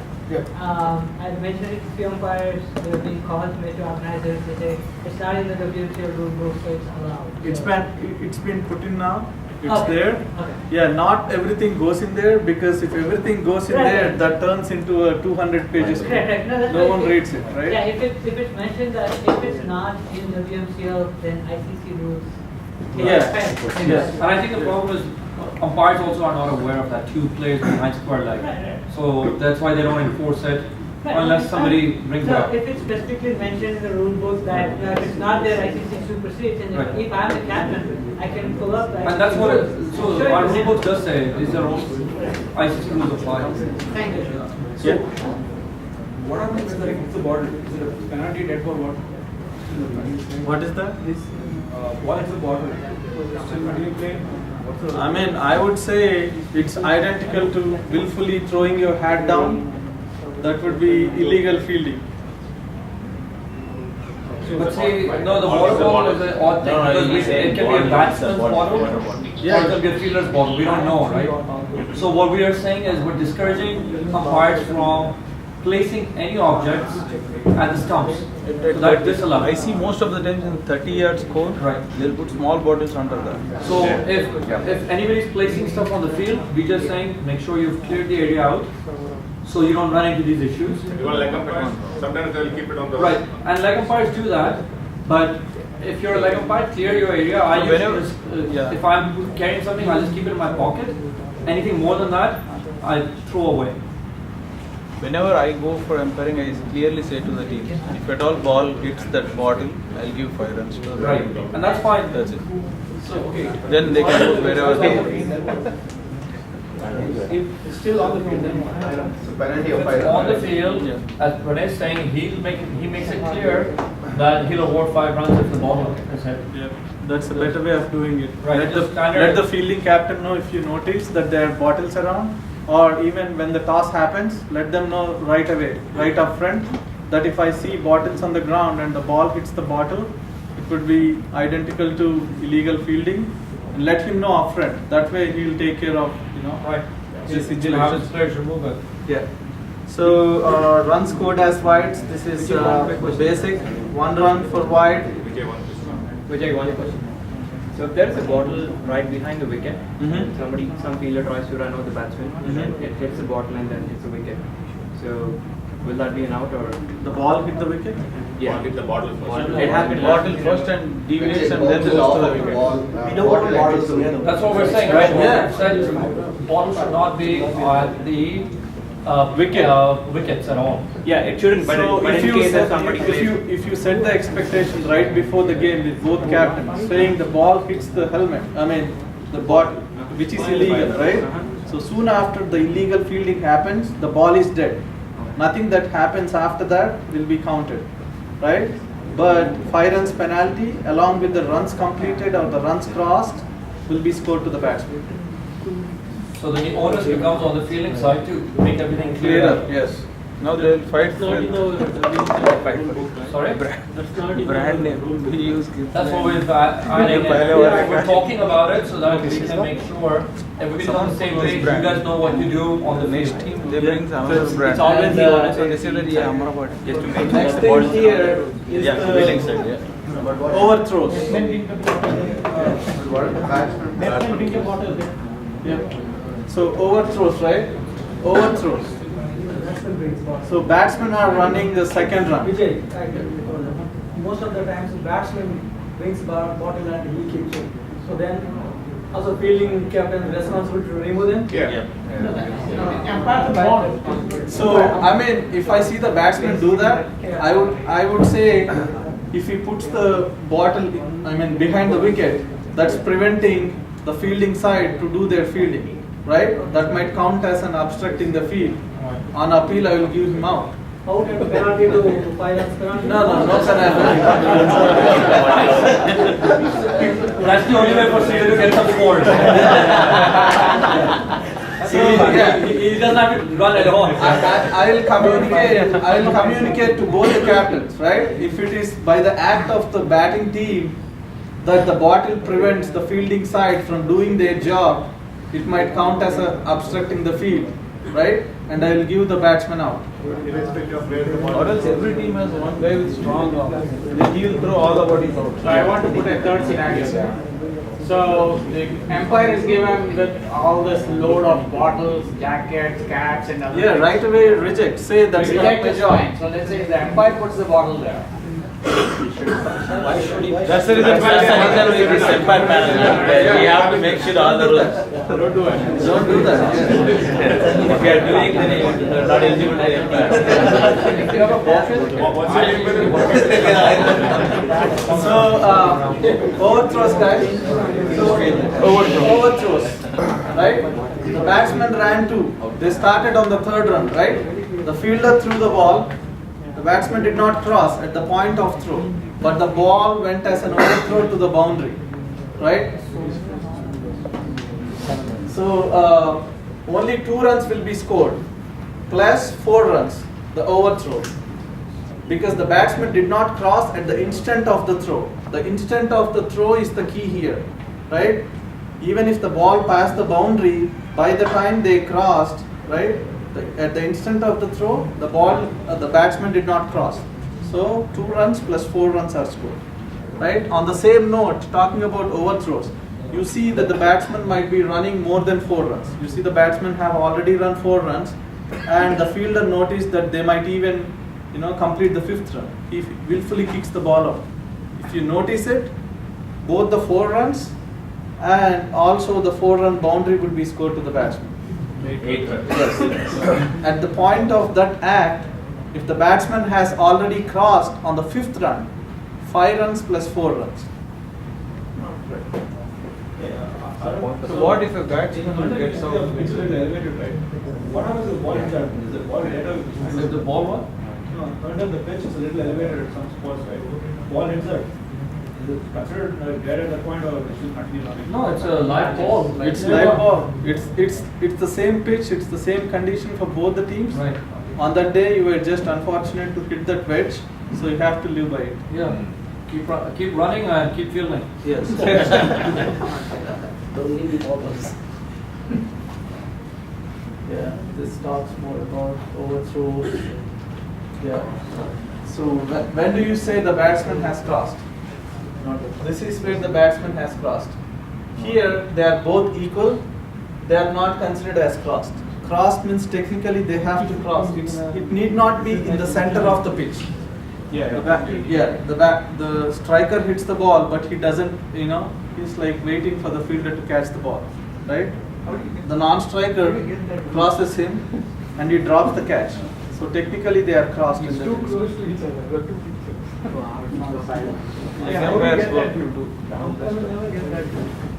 The striker side will get the cue, right? Leg umpire. Yeah, this is what I spoke about, runs exceeding the elements. So runs scored in excess of the boundary elements, or the runs completed by the batsman will be scored. So what we're on the topic of crossing, can we quickly cover, I don't know if you have it, is who gets dismissed while... It depends upon which side the bails. Right. Yeah. So can we cover Yeah. that point? I don't Yeah. think there's enough clarity on that, unless Okay. you have that planned out, but... Yeah, I mean, but I think I'll cover it right now because Okay. we spoke about crossing and stuff. So You want to explain the scenario? Yeah, whichever batsman is nearer to the wickets where the bails were broken, where the wickets are broken, he will be out, run out, or stumped, or whatever maybe. Yeah. Whoever is closer. So if Whoever. So you and I are the batsmen, right? There's a mix-up. We both are running towards the same end. Right. Right? So you are a little closer to that end when the wickets are broken. So that's always your end. Whoever is closer to the both are waiting on the other side of the field. Both are waiting. Whoever has reached that ground first. No, let's say both end at the bowling side. Mm-hmm. Right? They cross, No, they haven't crossed. They both end up and they're both sitting there. So hit a ball, the batsman tries to hit and runs it to the opposing end, but the runner never started there. It's so the striker is out. The runner never lost his ground. And even if the runner stepped out of his ground, whoever makes back to the crease first, that's his ground. Right. So the establishment is maintains the grounding, right? So if you grounded it before the non-striker, on the non-striker side, then you're the non-striker, right? If both meet in the middle, If both are in the middle. exact middle.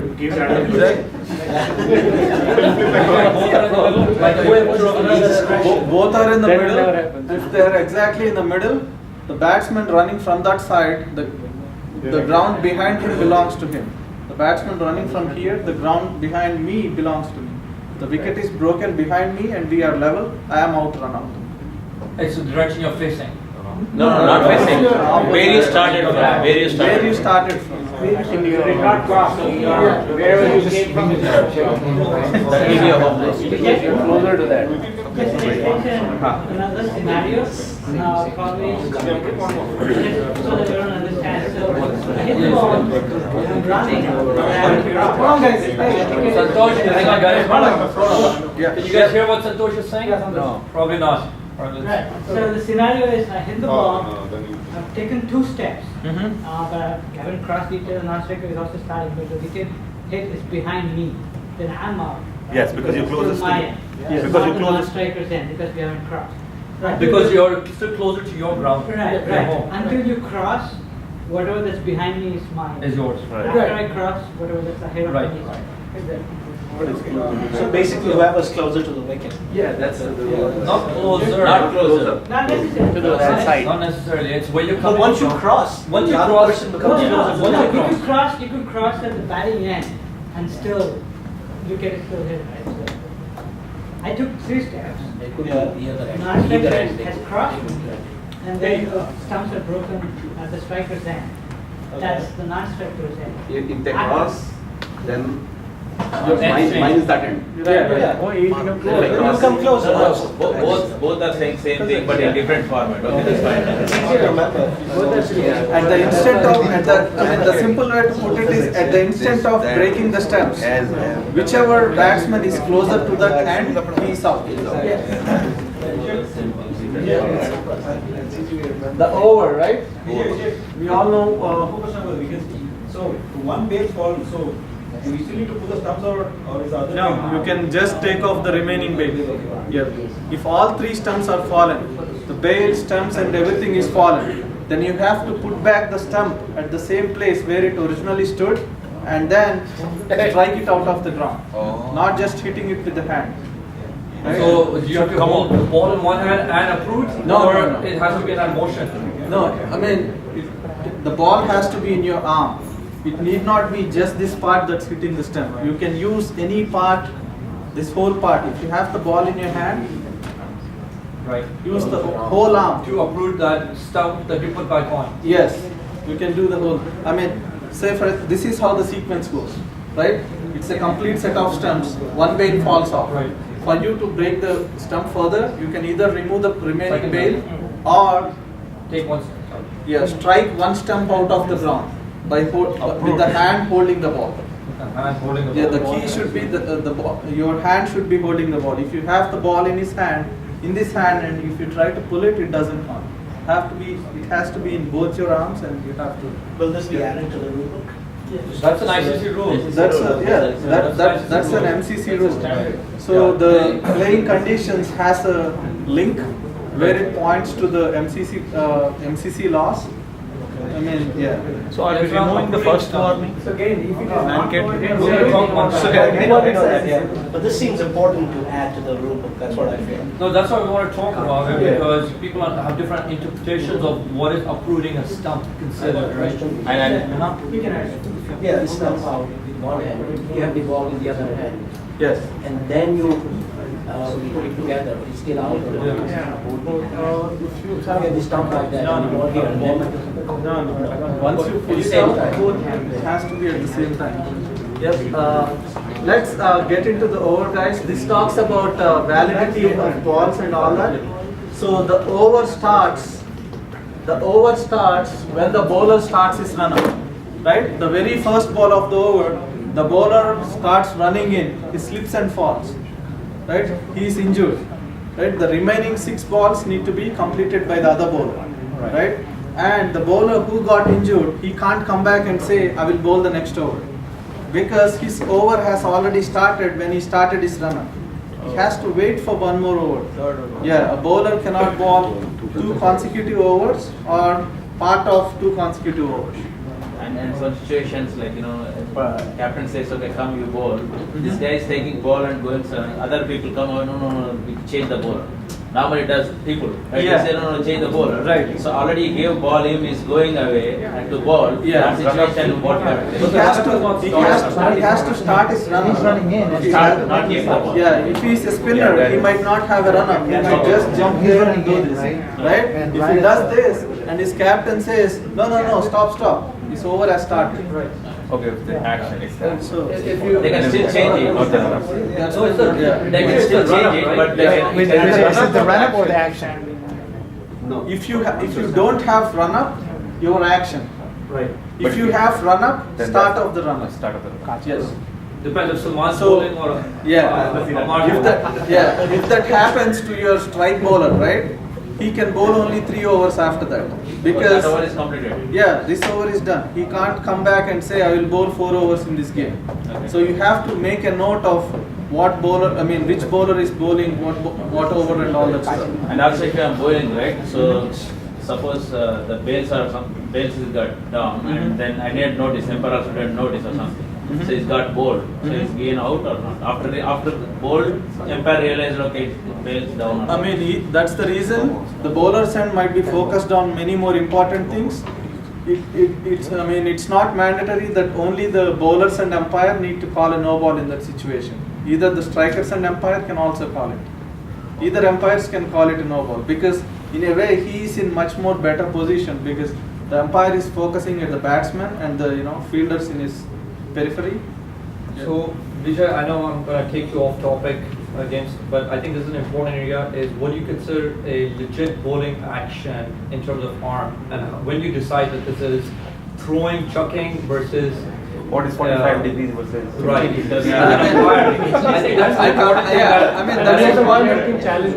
Right. So can we spend a couple of minutes talking about that, because I think that's what we face on a regular basis in our old league over here. Okay. Age-wise, that we are. But in terms of being able to make that determination as an umpire, what should we be as umpires enforcing? I mean, I can't get into the Right. intricacies of angles, Right. degrees and all that because we But it's can't more measure. like throw an action. Right, like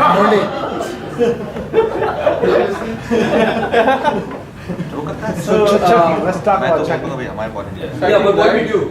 So your delivery stride is when you take the jump, once your back foot lands. Delivery stride is the stride where you make your swing, right? This is your delivery stride. When your landing foot falls. Yeah, when your landing foot first falls, you entered your delivery stride. At this point, your arm starts coming up here, right? From this point until the release, your arm should not bend or straighten. Okay. It's not just, bending, it's also straight. Right, so as you said, the mechanics are very difficult for us to enforce. We all agree, we've all been playing for years. There's some people who are more glaringly obvious, right? And others are more like, you'll see them once out of 50 deliveries, something might look suspicious. So as a league, we've said we really aren't enforcing much. Yeah, but this is an area that I don't know if we want to maintain that. I don't know, a good answer on it, right? Because we get complaints. Yeah, I mean the best practice to start with is let the bowlers in question or their captains, relay the message to their captains to, either not bowl them, or that's a better way of dealing it instead of, facing it on the ground and. Yeah, because and I'll throw out a name, and no offense, but Guru has that, right? I think a lot of people have an issue with Guru because he bowls at a no, because Guru again is bowling at a slower speed. It's easy to see it, right? It's not like he's doing something magical with the ball when he's doing it, but it just something seems like it's obvious. Huh? It's natural in a way. Even he says, my arm is like this. Yeah, right? I think now that you have an umpiring panel with more than 3 or 4 umpires reported, right, you should then able to take a call, like 4 umpires have reported it.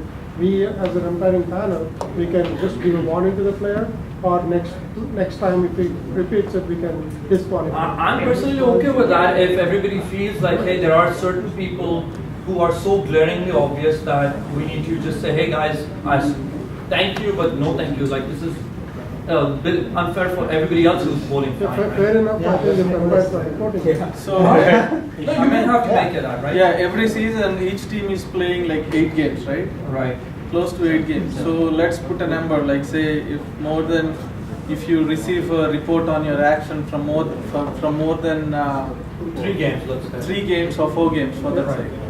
Yeah, just have a friendly chat with the captain and also the player, or let the captain relay the message and not bowl. Can I get ready to be bombed in the play box, right?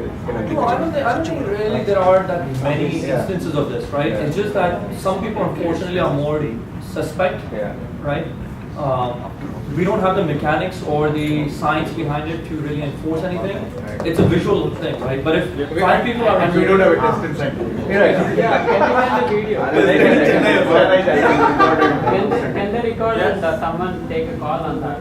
Well, I think if all of you guys are umpiring, then you would see it, right? But we've seen a lot of people on it. It needs to be corroborated with the video evidence. You can't just go by the... Right. That's what I'm saying. You can't just go by the umpire's call that there was a chucking. Yeah, right. It has You to don't be know. like Right.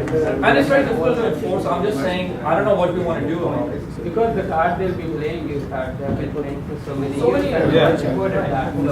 Yeah, and people, because it's not like we can enforce it because they've been playing all their lives.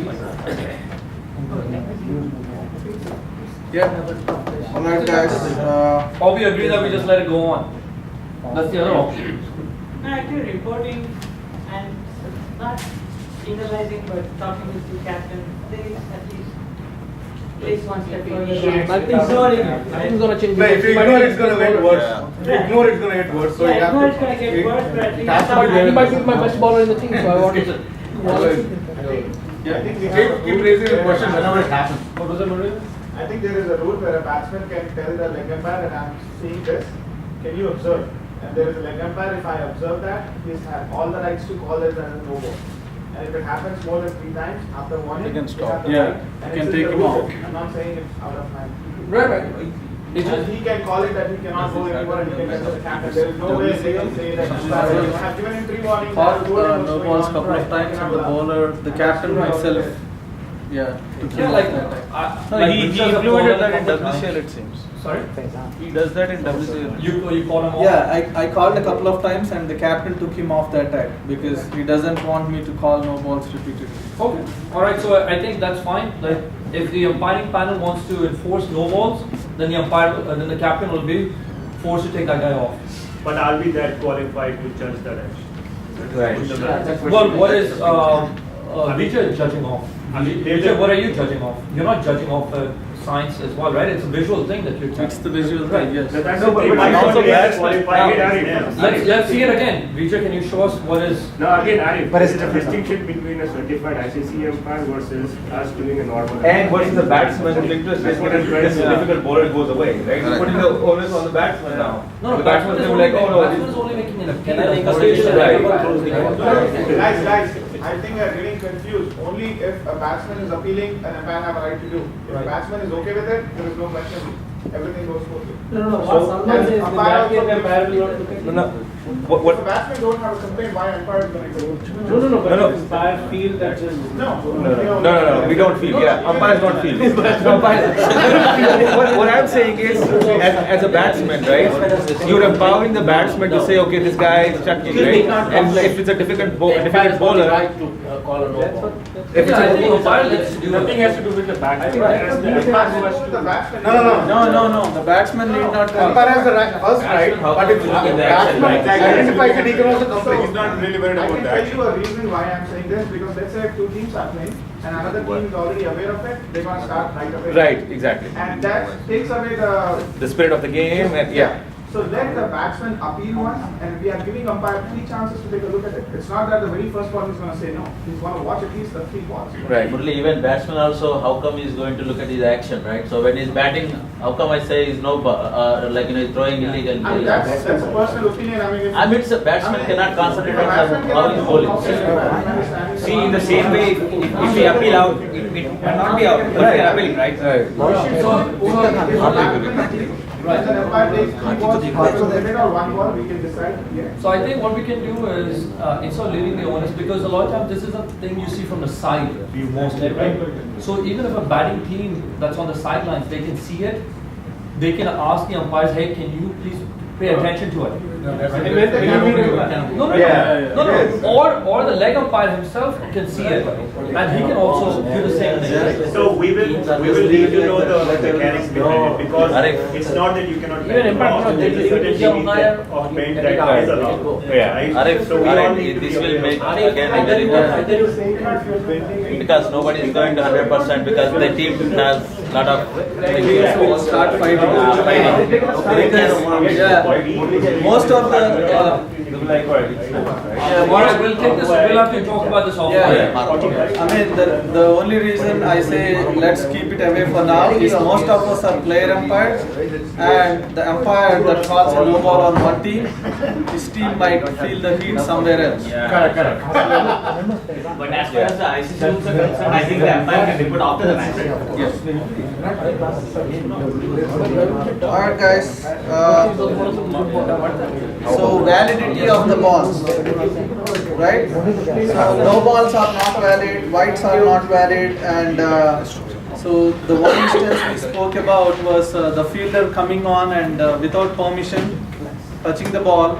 The ball does, in that case, the ball doesn't count as an over, but the runs scored off it along with the 5 penalty runs would be scored to the batting side. But the ball doesn't count as one of the over. And that fielder is included in the 11. Suppose only 10 fielders started fielding around bowler and keeper. Yes. And the 11th player came in between the over without signaling to the umpire. Yes, that's still that's still illegal.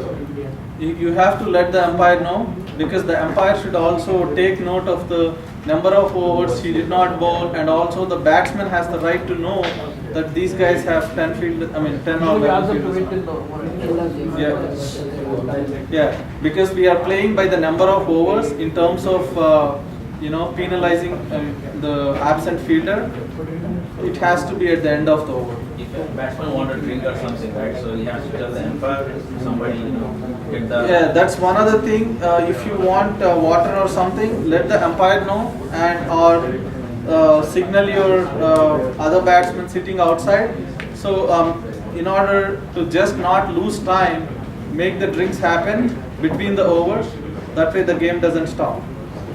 Vijay, I think one thing that should be highlighted is there are times when from the batting side, the guy's coming in with water, right? And the game is still in play, and it could obstruct the field, right? If there's a catch or something, and it can potentially happen, that could impact your batsman, right? If it's the catch that the fielder missed because the guy was coming in with water or something, and he bumped into him. If that happens, then it's obstructing the field. That might not happen because the ball is in play and the batsman has played the shot. Sometimes they're just sitting so close to the boundary, right? They might just walk in without realizing that the ball is still in play. They can't come in. Yeah, they can't come in. What I'm saying is we need to put something in there for the batting, from the batting side as well, not particularly but just communicate to the people that if that happens, right, it is like obstructing the field. Has it happened dead ball? Has it happened after dead ball? Not in WMCL, it has happened in LCL, yeah. But the guy can come in with the umpire's approval, right? Right, it has, yeah, exactly. So they have to get the approval. If they're not getting the approval, then it's obstructing the field. So that's one thing. The next thing is willfully stopping the ball with your cap or hat. This happened to me when I was umpiring in PCL. The ball was running towards the boundary. One guy ran towards the ball, took his hat off, and just took the ball back. Right? That's illegal fielding. That's illegal fielding. The way the run should be applied is similar to the earlier instance where I told that the runs completed together with the run in progress if they crossed, and also the 5-run penalty. That's illegal fielding also. Right? That's one thing. Also in that case, the ball will not be counted as one of the over. Right? And the other two instances where ball will not be counted as one of the over is when the striker is ready to face the ball. Right? The bowler is running in. Someone in the slips is talking. Right? The very first instance, that's an attempt to distract the striker. Right? If you see that as an attempt to distract the striker, the first instance you want the fielding team. You want the fielding team, let the fielding captain know this has to stop. Or on the next instance, that would be 5 penalty runs. Right? And the ball doesn't count as one of the over. Once you started is round. Yeah. This happens very often. We do it as a no ball, right? Yeah. No ball. No, that's not a no ball. Basically, That's somebody not, yeah. For the ground and all those things. Yeah. You call it a, basically you call it a dead ball. Enforcing this one, this code, what he just said. Generally, it's not. We don't consider talking. We like to call it sledging.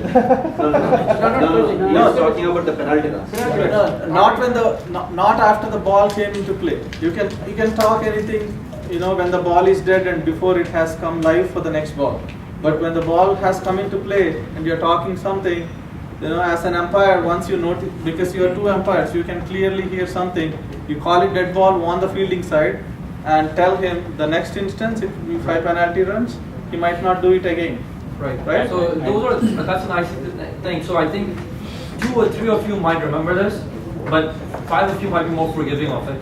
Yeah. I got one more. Yeah, I mean, these instances might have happened. They might have happened elsewhere also, but they tell the captains right away, don't do this, and that stop. That doesn't go further. So that's the better way of doing it, instead of surprising them by calling 5 penalty runs.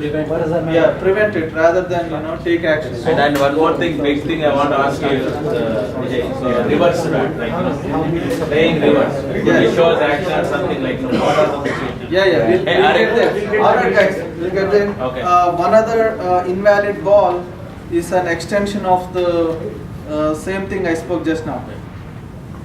The one that I spoke was before the striker has had the opportunity to play the ball, the fielding team was distracting the striker. In this instance, after the striker played the ball, so if the fielding team willfully obstructs or distracts either batsman, right, the umpire will call dead ball right away. Same thing, same kind of penalties apply here. Runs are scored in a similar way. If they crossed or the runs completed and all that, the ball doesn't count as one of the over. Also, in addition, the batsman at the wicket will get the choice of facing the next ball. Right? So it can be a non-striker also. Yes. Even if the non-striker is a better batsman, even if they did not cross at the instant of this happening, the non-striker can go and take the strike. Also, in this case, the run will be scored even if they did not cross on the instant. Yeah.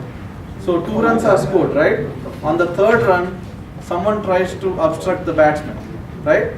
Then 2 runs plus the run in progress, even though they did not cross, plus the 5 penalty runs. 8 runs are scored.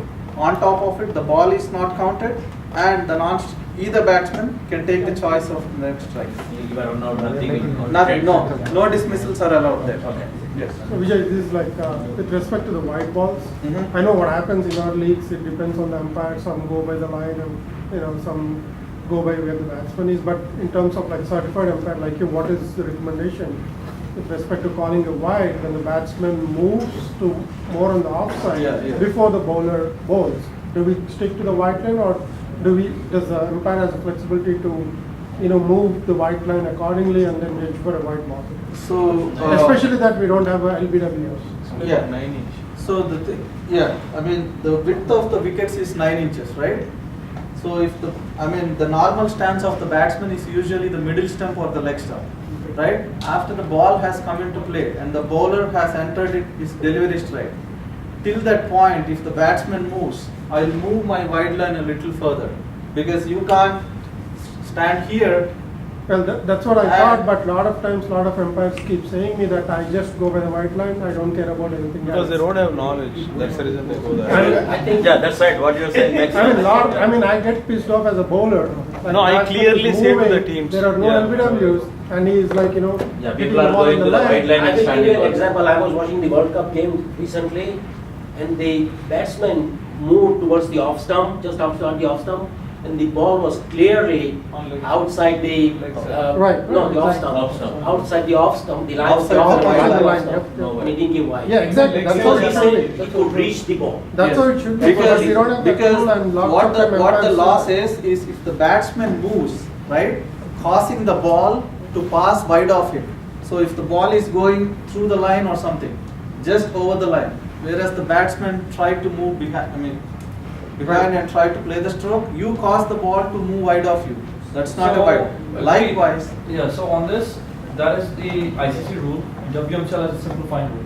The simplifying rule that we maintain is because of lack of certification, lack of knowledge, the easiest implementation has been to go by the line, regardless of the player positioning, right? We've maintained that, and we've. But I think that's really. No, just hear that. So we've said that because you get B quality, C quality umpires who even have trouble watching the line and giving a wide line on that, right? Well, my argument is batsman knows there are no LBWs. Correct. On top of it, he's trying to take advantage of his positioning before even the bowler bowls. Yeah, so then we can say to the batsman, okay, you get to move around, but wide moves accordingly. You cannot say that it's not fair. No, and also it doesn't go like if he's standing on the wide line. I have come across. So it's only 9-inch. Right. Umpire can take and the I've also seen this working both ways, because some of the lines that Suresh sometimes marks is very generous, right? And if we go by the lines, I know if there's a batsman who has low reach, I'm just going to pin myself on that line, and I get away with a lot of width. So it goes both ways, right? I know a lot of bowlers do that too, like they'll bowl Yorker length out on the line. Impossible to play that ball, and batsmen get frustrated, right? So it goes both ways. We have two. No, I think that's a credit to the bowler for bowling. I'm good, man. That's why I don't take wickets. That's a very genuine delivery. Best is to speak to both the umpires how you want judgment. Yeah. Exactly. Even though WM says the line, if the umpire agrees that okay, I will go based on the judgment, then. Sana, recently whenever I did umpiring, I clearly mentioned to both the teams. Yeah. If some batsman is dancing, I will move my wide line by 9 inch. But that's not what I. Yeah, because now earlier, as you said, like A, B, C grade umpires are there. That's I agree with you. But right now, everybody is getting training. Everybody is good. Yeah, exactly. Now let's go with the ICC rule. Whatever, Right. So we can do this. So we have two options. We can keep it as is, or we can do two things. Where if an umpiring panel guy is going to umpire, you have the authority to move the line around. Yeah, but if your team is umpiring and I'm sending a B grade or C grade umpire, because I don't want to pay for an umpiring panel guy.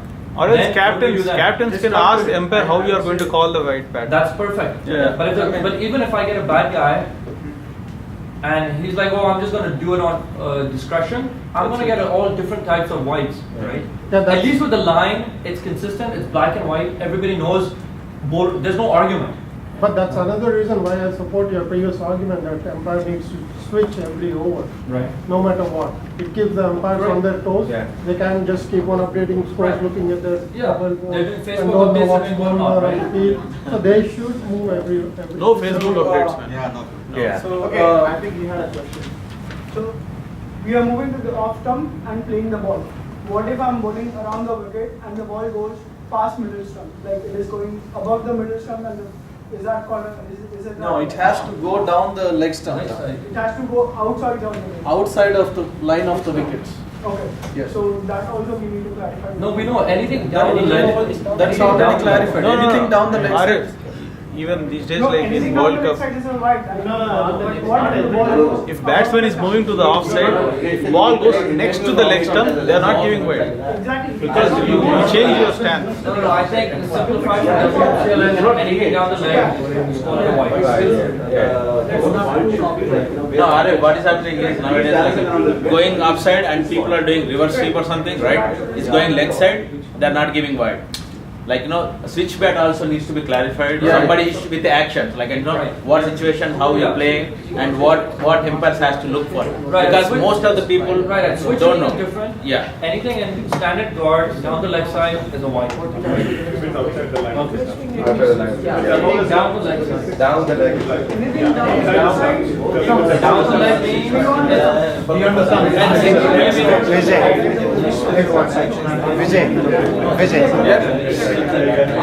Alright guys, let's listen up. Let's talk Yeah, about on the same note, guys, because the topic of switch hit or reverse sweep has come into picture. Yes. With respect to the whites, if I am standing like this, right, my normal grip, my bottom hand is my right hand, right? If I change my grip, my bottom hand has changed, right? That batsman, he has technically two offsides. Either if his grip has changed or if his front leg has changed. If either of these happen, then that batsman will have two offsides basically, right? So you bowl any side, it's not a wide. No, grip is a very Unless it's way out. This is your bottom hand, Okay. right? Okay. So you call it a grip change when this switches. Okay, I can keep the same way and I can do like this. So you are here, That's right? If you do this, that's fine. But if you do this and do this, you changed your grip. Okay, just hand has to be ready. Yeah. Okay. Also leg. And also leg also. Also foot. This is your front foot. This is your back foot. So if you do a switch, right, then it's a switch hit. You have two offsides. So if you do a switch, right, for a right-hand batsman, there are four fielders here. If you do a switch, you turn it into you turn yourself into a left-hand batsman. This doesn't say because there are four fielders here, it would be called a no ball. Because technically, when the ball came into play, you were here, right? Yeah. So both sides will be out. I cannot give it wide. Yes. I'll tell you how I play usually. So I do this. I don't switch my hands, but I play this shot, right? I'm moving my Your leg. leg is That's not. a That's switch it. hit. That's Okay, it. so there are two scenarios here. Yes. Once the ball is delivered, once the ball is not delivered. So, as an umpiring standpoint, before the ball is delivered, I do this. So I'm a left-hander basically, right? Right. And if I do after the ball is delivered, then whatever you are saying makes sense. But left-hander also, there is a rule. No matter. Okay. So if I'm I will tell you I'm a left-hander rule right-handed also. batsman, ball is not delivered. Okay. Put a scenario. Okay, I'm coming to the picture also. He hasn't bowled yet. Has he his run-up? Yeah, I'm looking at his run-up, and once he delivers the ball, before that, if I switches, I'm a left-handed batsman now. Before the ball is delivered, but once the ball is delivered, as he said, both the sides open, correct? Regardless of any switch, after the ball came into play, right? So When the ball run-up came into play starts. is- Earlier he told right. Run-up started. Earlier he told right. Run-up That's the started. question. Yes. Okay, so that's the question because After he previously we starts had his issues, run-up, because even I have argued with umpires where I said the ball was not No, delivered no. before I switched. no. Okay. It can be. I mean, after the ball came into play, when the bowler started his run-up, right? If you switch your stance, that's it. You don't have two wides unless the ball passes too wide off the line. Yeah. Based on where you are, basically. And also one more rule, the same point I want to bring up, like, if I change the umpire, I tell like, I will play left hand or something. Okay, you play. Again, if you want to change right hand, you cannot in the same inning, right? I have that rule. Is it? You can. How many number of times you can do? Yeah, you can change it. But you have to inform. But before, no, this I'm checking because people does like left and right. But before the ball came into play. Yeah. If you stand like this. No, actually,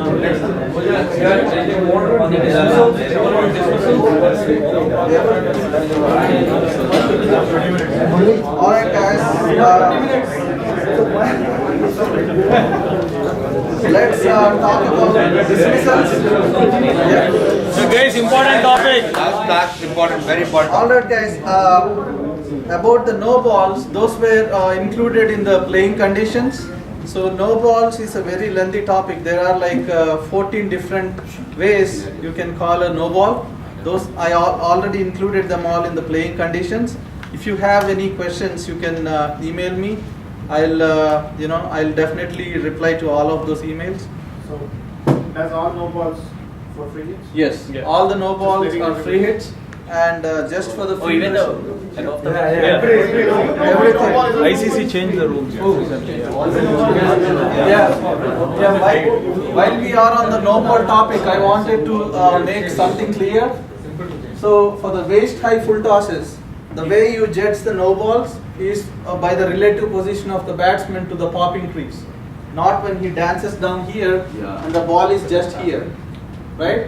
Because if he's standing at the popping crease, the ball would have gone down further. You don't judge the ball based on the position here. So are you saying that if a batsman moves forward, It's his he fault. has given up his right to a waist high?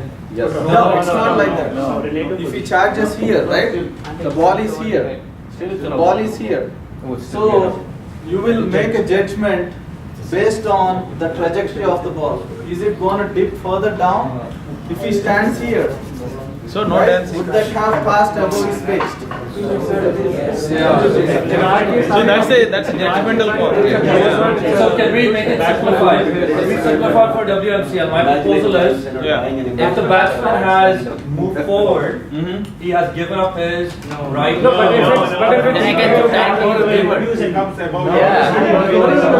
Can I have a bowler? I'll throw I think it's close by the second here. He cannot do that. Batsman charges forward, the ball goes over the keeper. Yeah, It's so- still not. no, no, no. Why? Yeah. I'm asking. So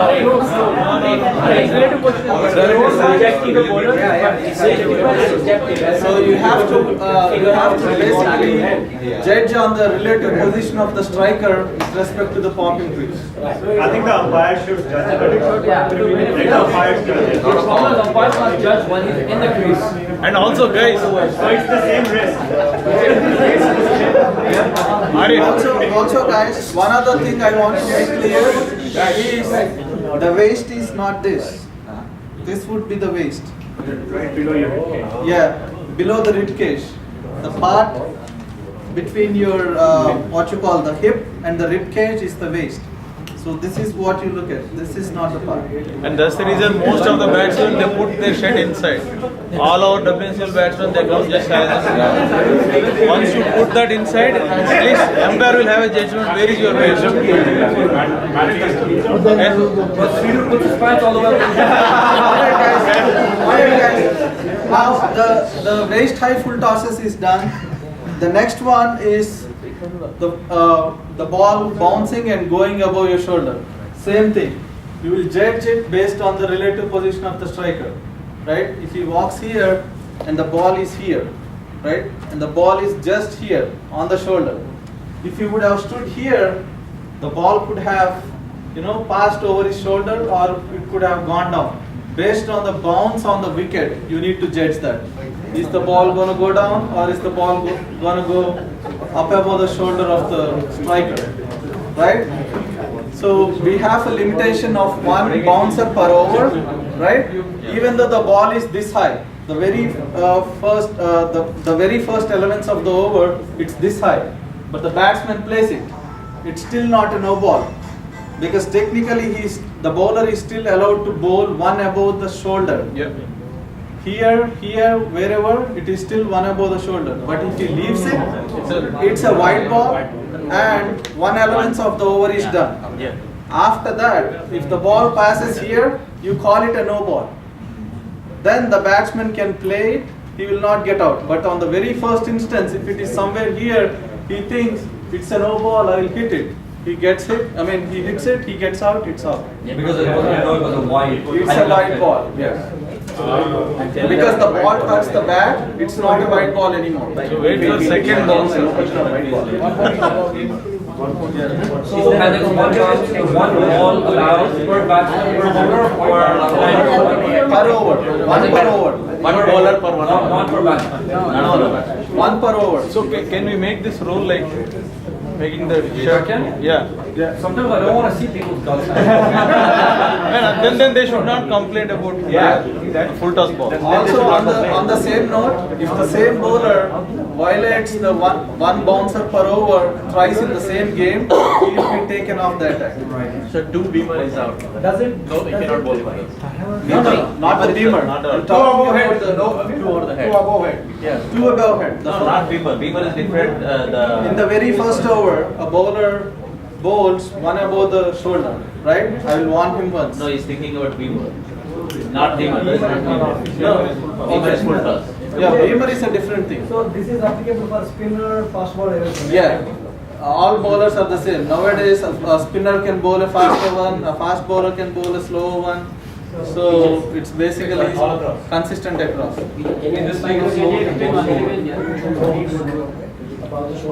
You were expanding that, right? Yeah, yeah. So if the bowler bowls one ball over the shoulder, right? The first instance you caution him. This is 1 per over. The very next ball he does the same thing.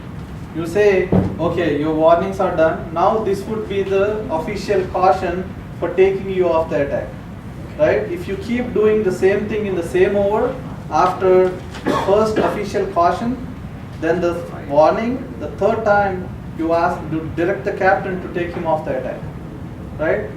Likewise, even if he does it across 3 different overs, you take him off on the third instance. Right? The caution would be cumulated through his bowling quarter. So you have to make a note of when this guy has done this. So, right? Vijay, The same thing. Yeah. So in the 4 overs, the bowler can bowl only 1 bounce. One per over. No, consecutively, he's saying 2 times. No, 1 per over. 2 times in an over. Yeah. So the first over you bowl 2 bouncers, right? Yeah. You get a caution. The second over you bowl 2 bouncers. You get a caution. Caution and also no. Yeah. Second one would be called an final one. Second is white. Yeah. No. The Second one is white. Whenever you get called no ball, that would be a caution. The first instance is a caution. The second one is a warning. The third one would be a you're gone. So it Vijay, takes about 3 overs, right? Which umpire has jurisdiction on calling the waist high and shoulder high at leg umpire? It's actually the bowler's end, but the bowler's end umpire would be calling it. But the better practice, and they have been implementing it, on the behind the scenes by not calling it, by just assisting his partner, saying it's a no ball. Because most of the time the bowler's end umpire would be able to pick if it's a no ball or not. Right, based on the trajectory of the ball or anything, he will be able to pick it up. But because the striker's hand knows how far the batsman has walked forward, right, he will just assist his colleague by pointing out a hand or something like that. So how do we simplify this for us? Because generally for us it's been the leg umpire's area or domain to judge height. And even if the main umpire calls it, we've had teams push back and say, hey, ask the leg umpire. Right, so let's standardize that so that everybody's on the same page on how we want to call this. Do we say both umpires? Let them discuss. Both umpires, I think it seems simple, right? I mean, if you take it to the point of umpires discussing in the center and the batsman gets out of a no ball, that would turn into something else. So, I mean, something has to be done even before that. It has to fall into someone's jurisdiction. Right. I think let's keep it to the leg umpire. Leg umpire. Anyway, Main umpire has a lot of I'm fine with that too, as long as everybody's on the same page, I'm fine with it. But I think if the leg umpire misses it, the main umpire can always correct him. Yeah. It doesn't have to, it could be after the fact too, right? So the first one is leg umpire. No, not after the fact, meaning like either umpire can call it. Yeah, that's sorry. Either umpire can call it. That way it covers the other person. Okay, that's fine. That's fine. So Vijay, regarding the umpires are in umpire, conflict with each other, then for it should go international back to the matches, leg there are always third umpires who can go take help, right? No, one second. So the scenario was, let both call it. If both call it, there is an agreement. If one calls it and the other doesn't call it, then it's a no ball because you can't take away the no ball. Yes. Right? Because what if the batsman played a shot because he saw the main umpire call it? But you can't now downgrade that. Right? Yeah. Yeah, you can override on. Yeah, now this becomes even more important because every no ball is a free hit after that. Exactly. So this becomes more important, and one other thing that becomes We can ask, important. do we want to keep that for WMCL or free hit for every no ball? What happens if you find somebody, like 3 people outside the circle? Hang on. For 6. Are you sure? It's no more. It takes a lot of time though, right? Opening a can of worms.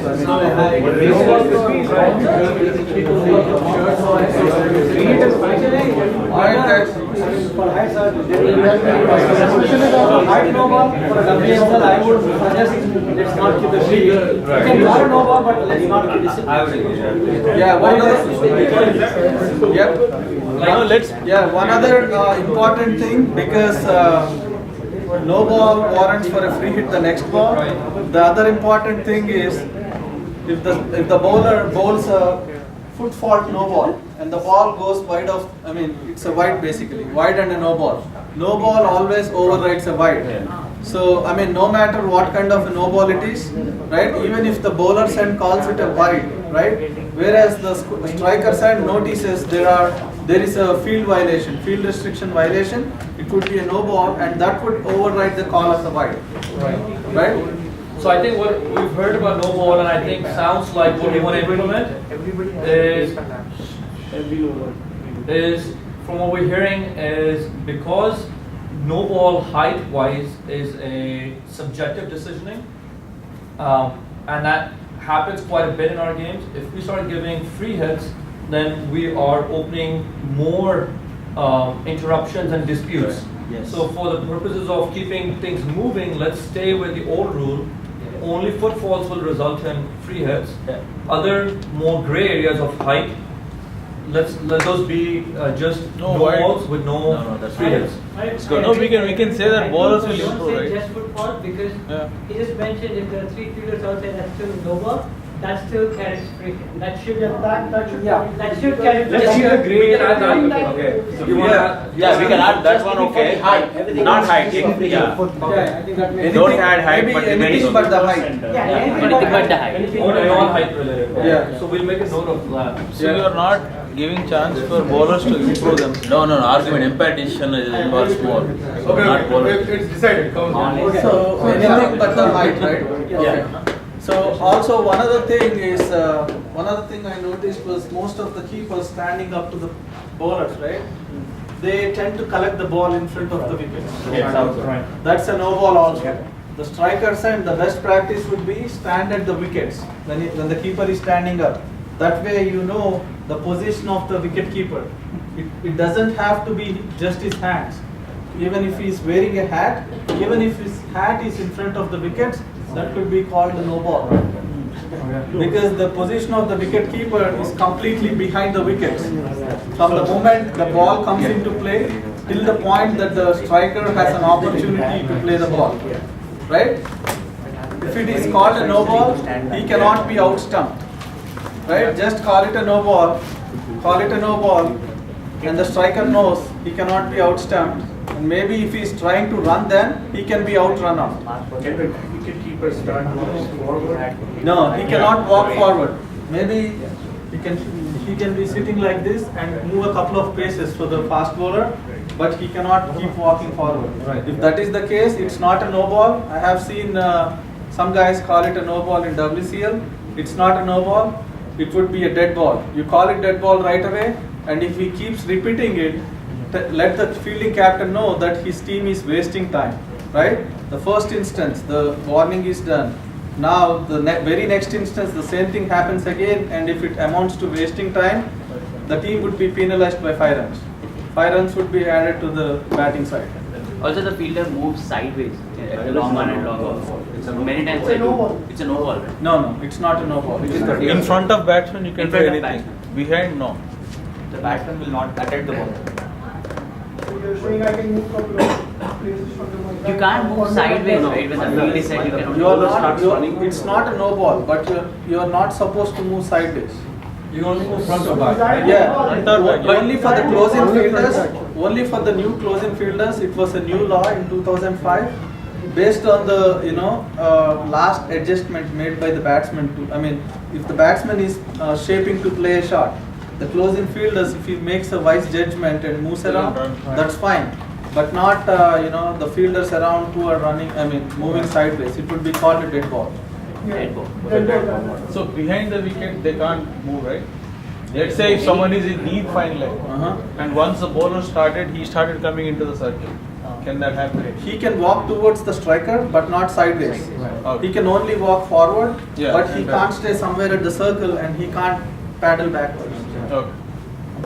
Okay. Yeah, you can't move sideways or backwards. You can always move forward.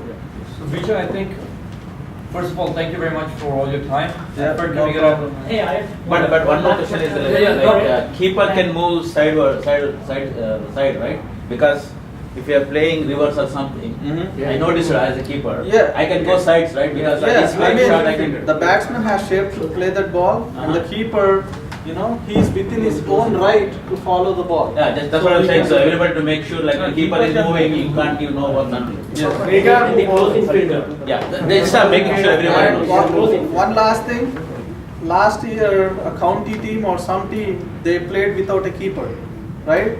The requirement for the team to play without a keeper is the keeper cannot stay in the slip and wear his gloves. He has to take his gloves away.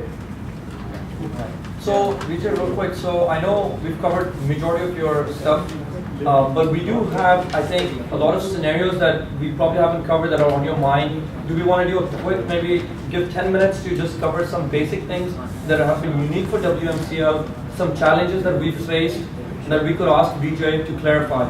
So I see some hands going up. Yeah. So let's keep this 2 minutes per question. Okay. Okay. Guys, regarding the 1 minute, I just want to say, before you guys leave, just give me your names once. Whoever are here, just don't leave because this is done. We want to make sure who have completed it. Yeah. He already did sign up. Yeah, we know not to sign up because I have seen many people have signed up but they have already left. So we just want to make sure and appreciate people who are still staying here and completing the course. So just make sure that you guys are here. Just give me your name, that's it. We don't need anything else. Okay, go ahead. Yeah, this is regarding the WMCL rule that was introduced last year, where an umpire's decision is final. And I've already sent an email for everyone. What happened was the keeper didn't collect the ball, hit the stumps, strikers and umpire gave out. The straight umpire saw clearly that the keeper didn't collect the ball. He tried to overrule, but then the WMCL rule said final. This decision is final, so we had to be aware with it. But I'm just bringing it up because that scenario happened and we don't want that scenario. Is there any way out of that? Thing that happened anyway, it's very sickening. Where did this happen? Yeah, the same So question I think- asked to so let's all Vijay in a also. broader sense. Yeah. Vijay, at what point can one umpire correct another umpire? And at what point is a decision considered final to the point where teams have to abide by it? And at what point is an umpire allowed to overturn a decision after missing it? Until he goes to No. the So those, if you get those answers on those three things, I think we can get a sense. So technically, when an appeal has been made, the umpire has to answer the appeal. Even though he's not out, you have to make it clear by talking it out, not out, right? That way everyone knows that the decision has been made and there would not be situations where there is a prolonged appeal and the fielders would not end up putting more pressure on the umpire or look to the other umpire, right? So the jurisdiction of the strikers and umpire falls for, the jurisdiction of the dismissals for the strikers and umpire are hit wicket, stumped and run out at his end, right? The only time when the striker's hand might consult the bowlers and umpire is when the wicket keeper has blinded him completely, right?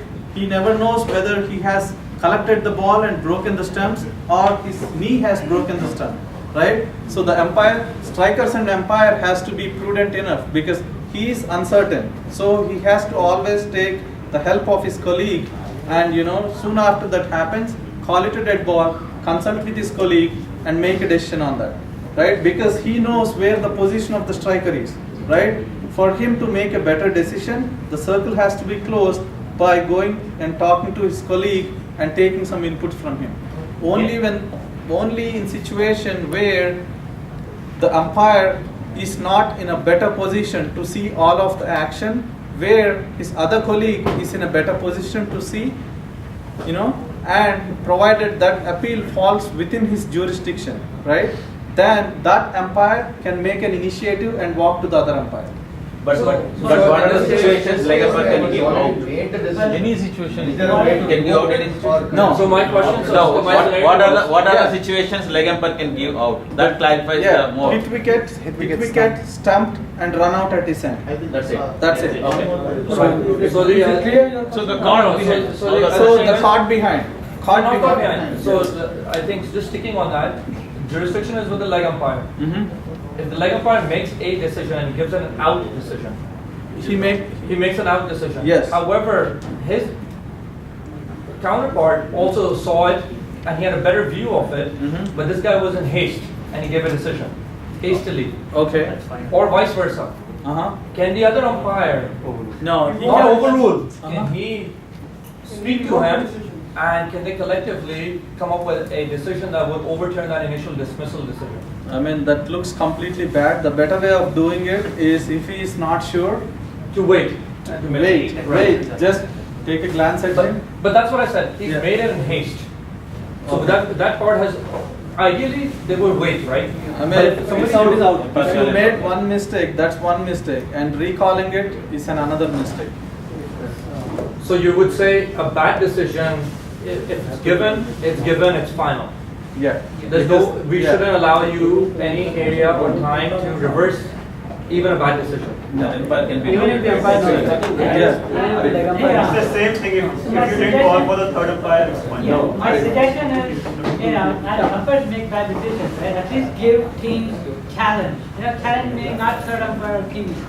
Concern the other umpire. That's a challenge, right? I might lose the challenge. The umpire might say, hey, no, he collected, then my challenge is done. At least I have one avenue for correcting the decision. I mean, it is a,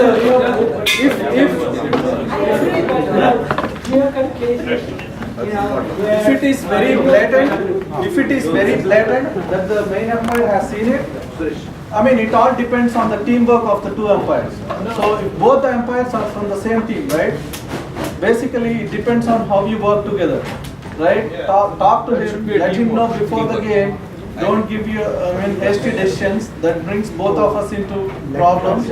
No, I saw you giving a card behind asking the leg umpire that. Asking is okay, that's why he's saying. No. But Okay, next question, guys. Let's move on. Next one. What rules do you have to protect us as umpires? Because the teams are usually not always in the spirit of the game, so they become overly vocal with umpires. So how do we protect ourselves? Can we penalize? Right, so I think the penalty exists regardless of it's a neutral umpire or a team-based umpire. If you hear of any misconduct, I think Mallela talked about it, no abuse is allowed. We've had that in the rule book. If you experience any of that, you obviously warn the team right then and then. You warn the captain saying, hey, your player is doing this will be reported. And I think in the rule book we also did have a timeout policy that a player can be pushed out of the field for 5 overs or 10 minutes. I'll have to confirm that. So if What about I mean, if it repeats on the field same day or another day? No, same match. Same match, you can tell him to leave. Arif, You have the discretion. Arif, on the same subject, what about excessive appealing? Excessive appealing. Excessive appealing, and they gather around the umpire and things like that. Yeah, so that should be captain's responsibility. Right. I think all the captains do it. Captains do it. No, they are. That's a government scenario. Government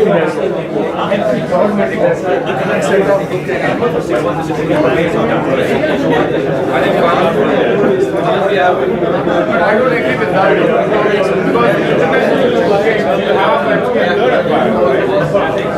you have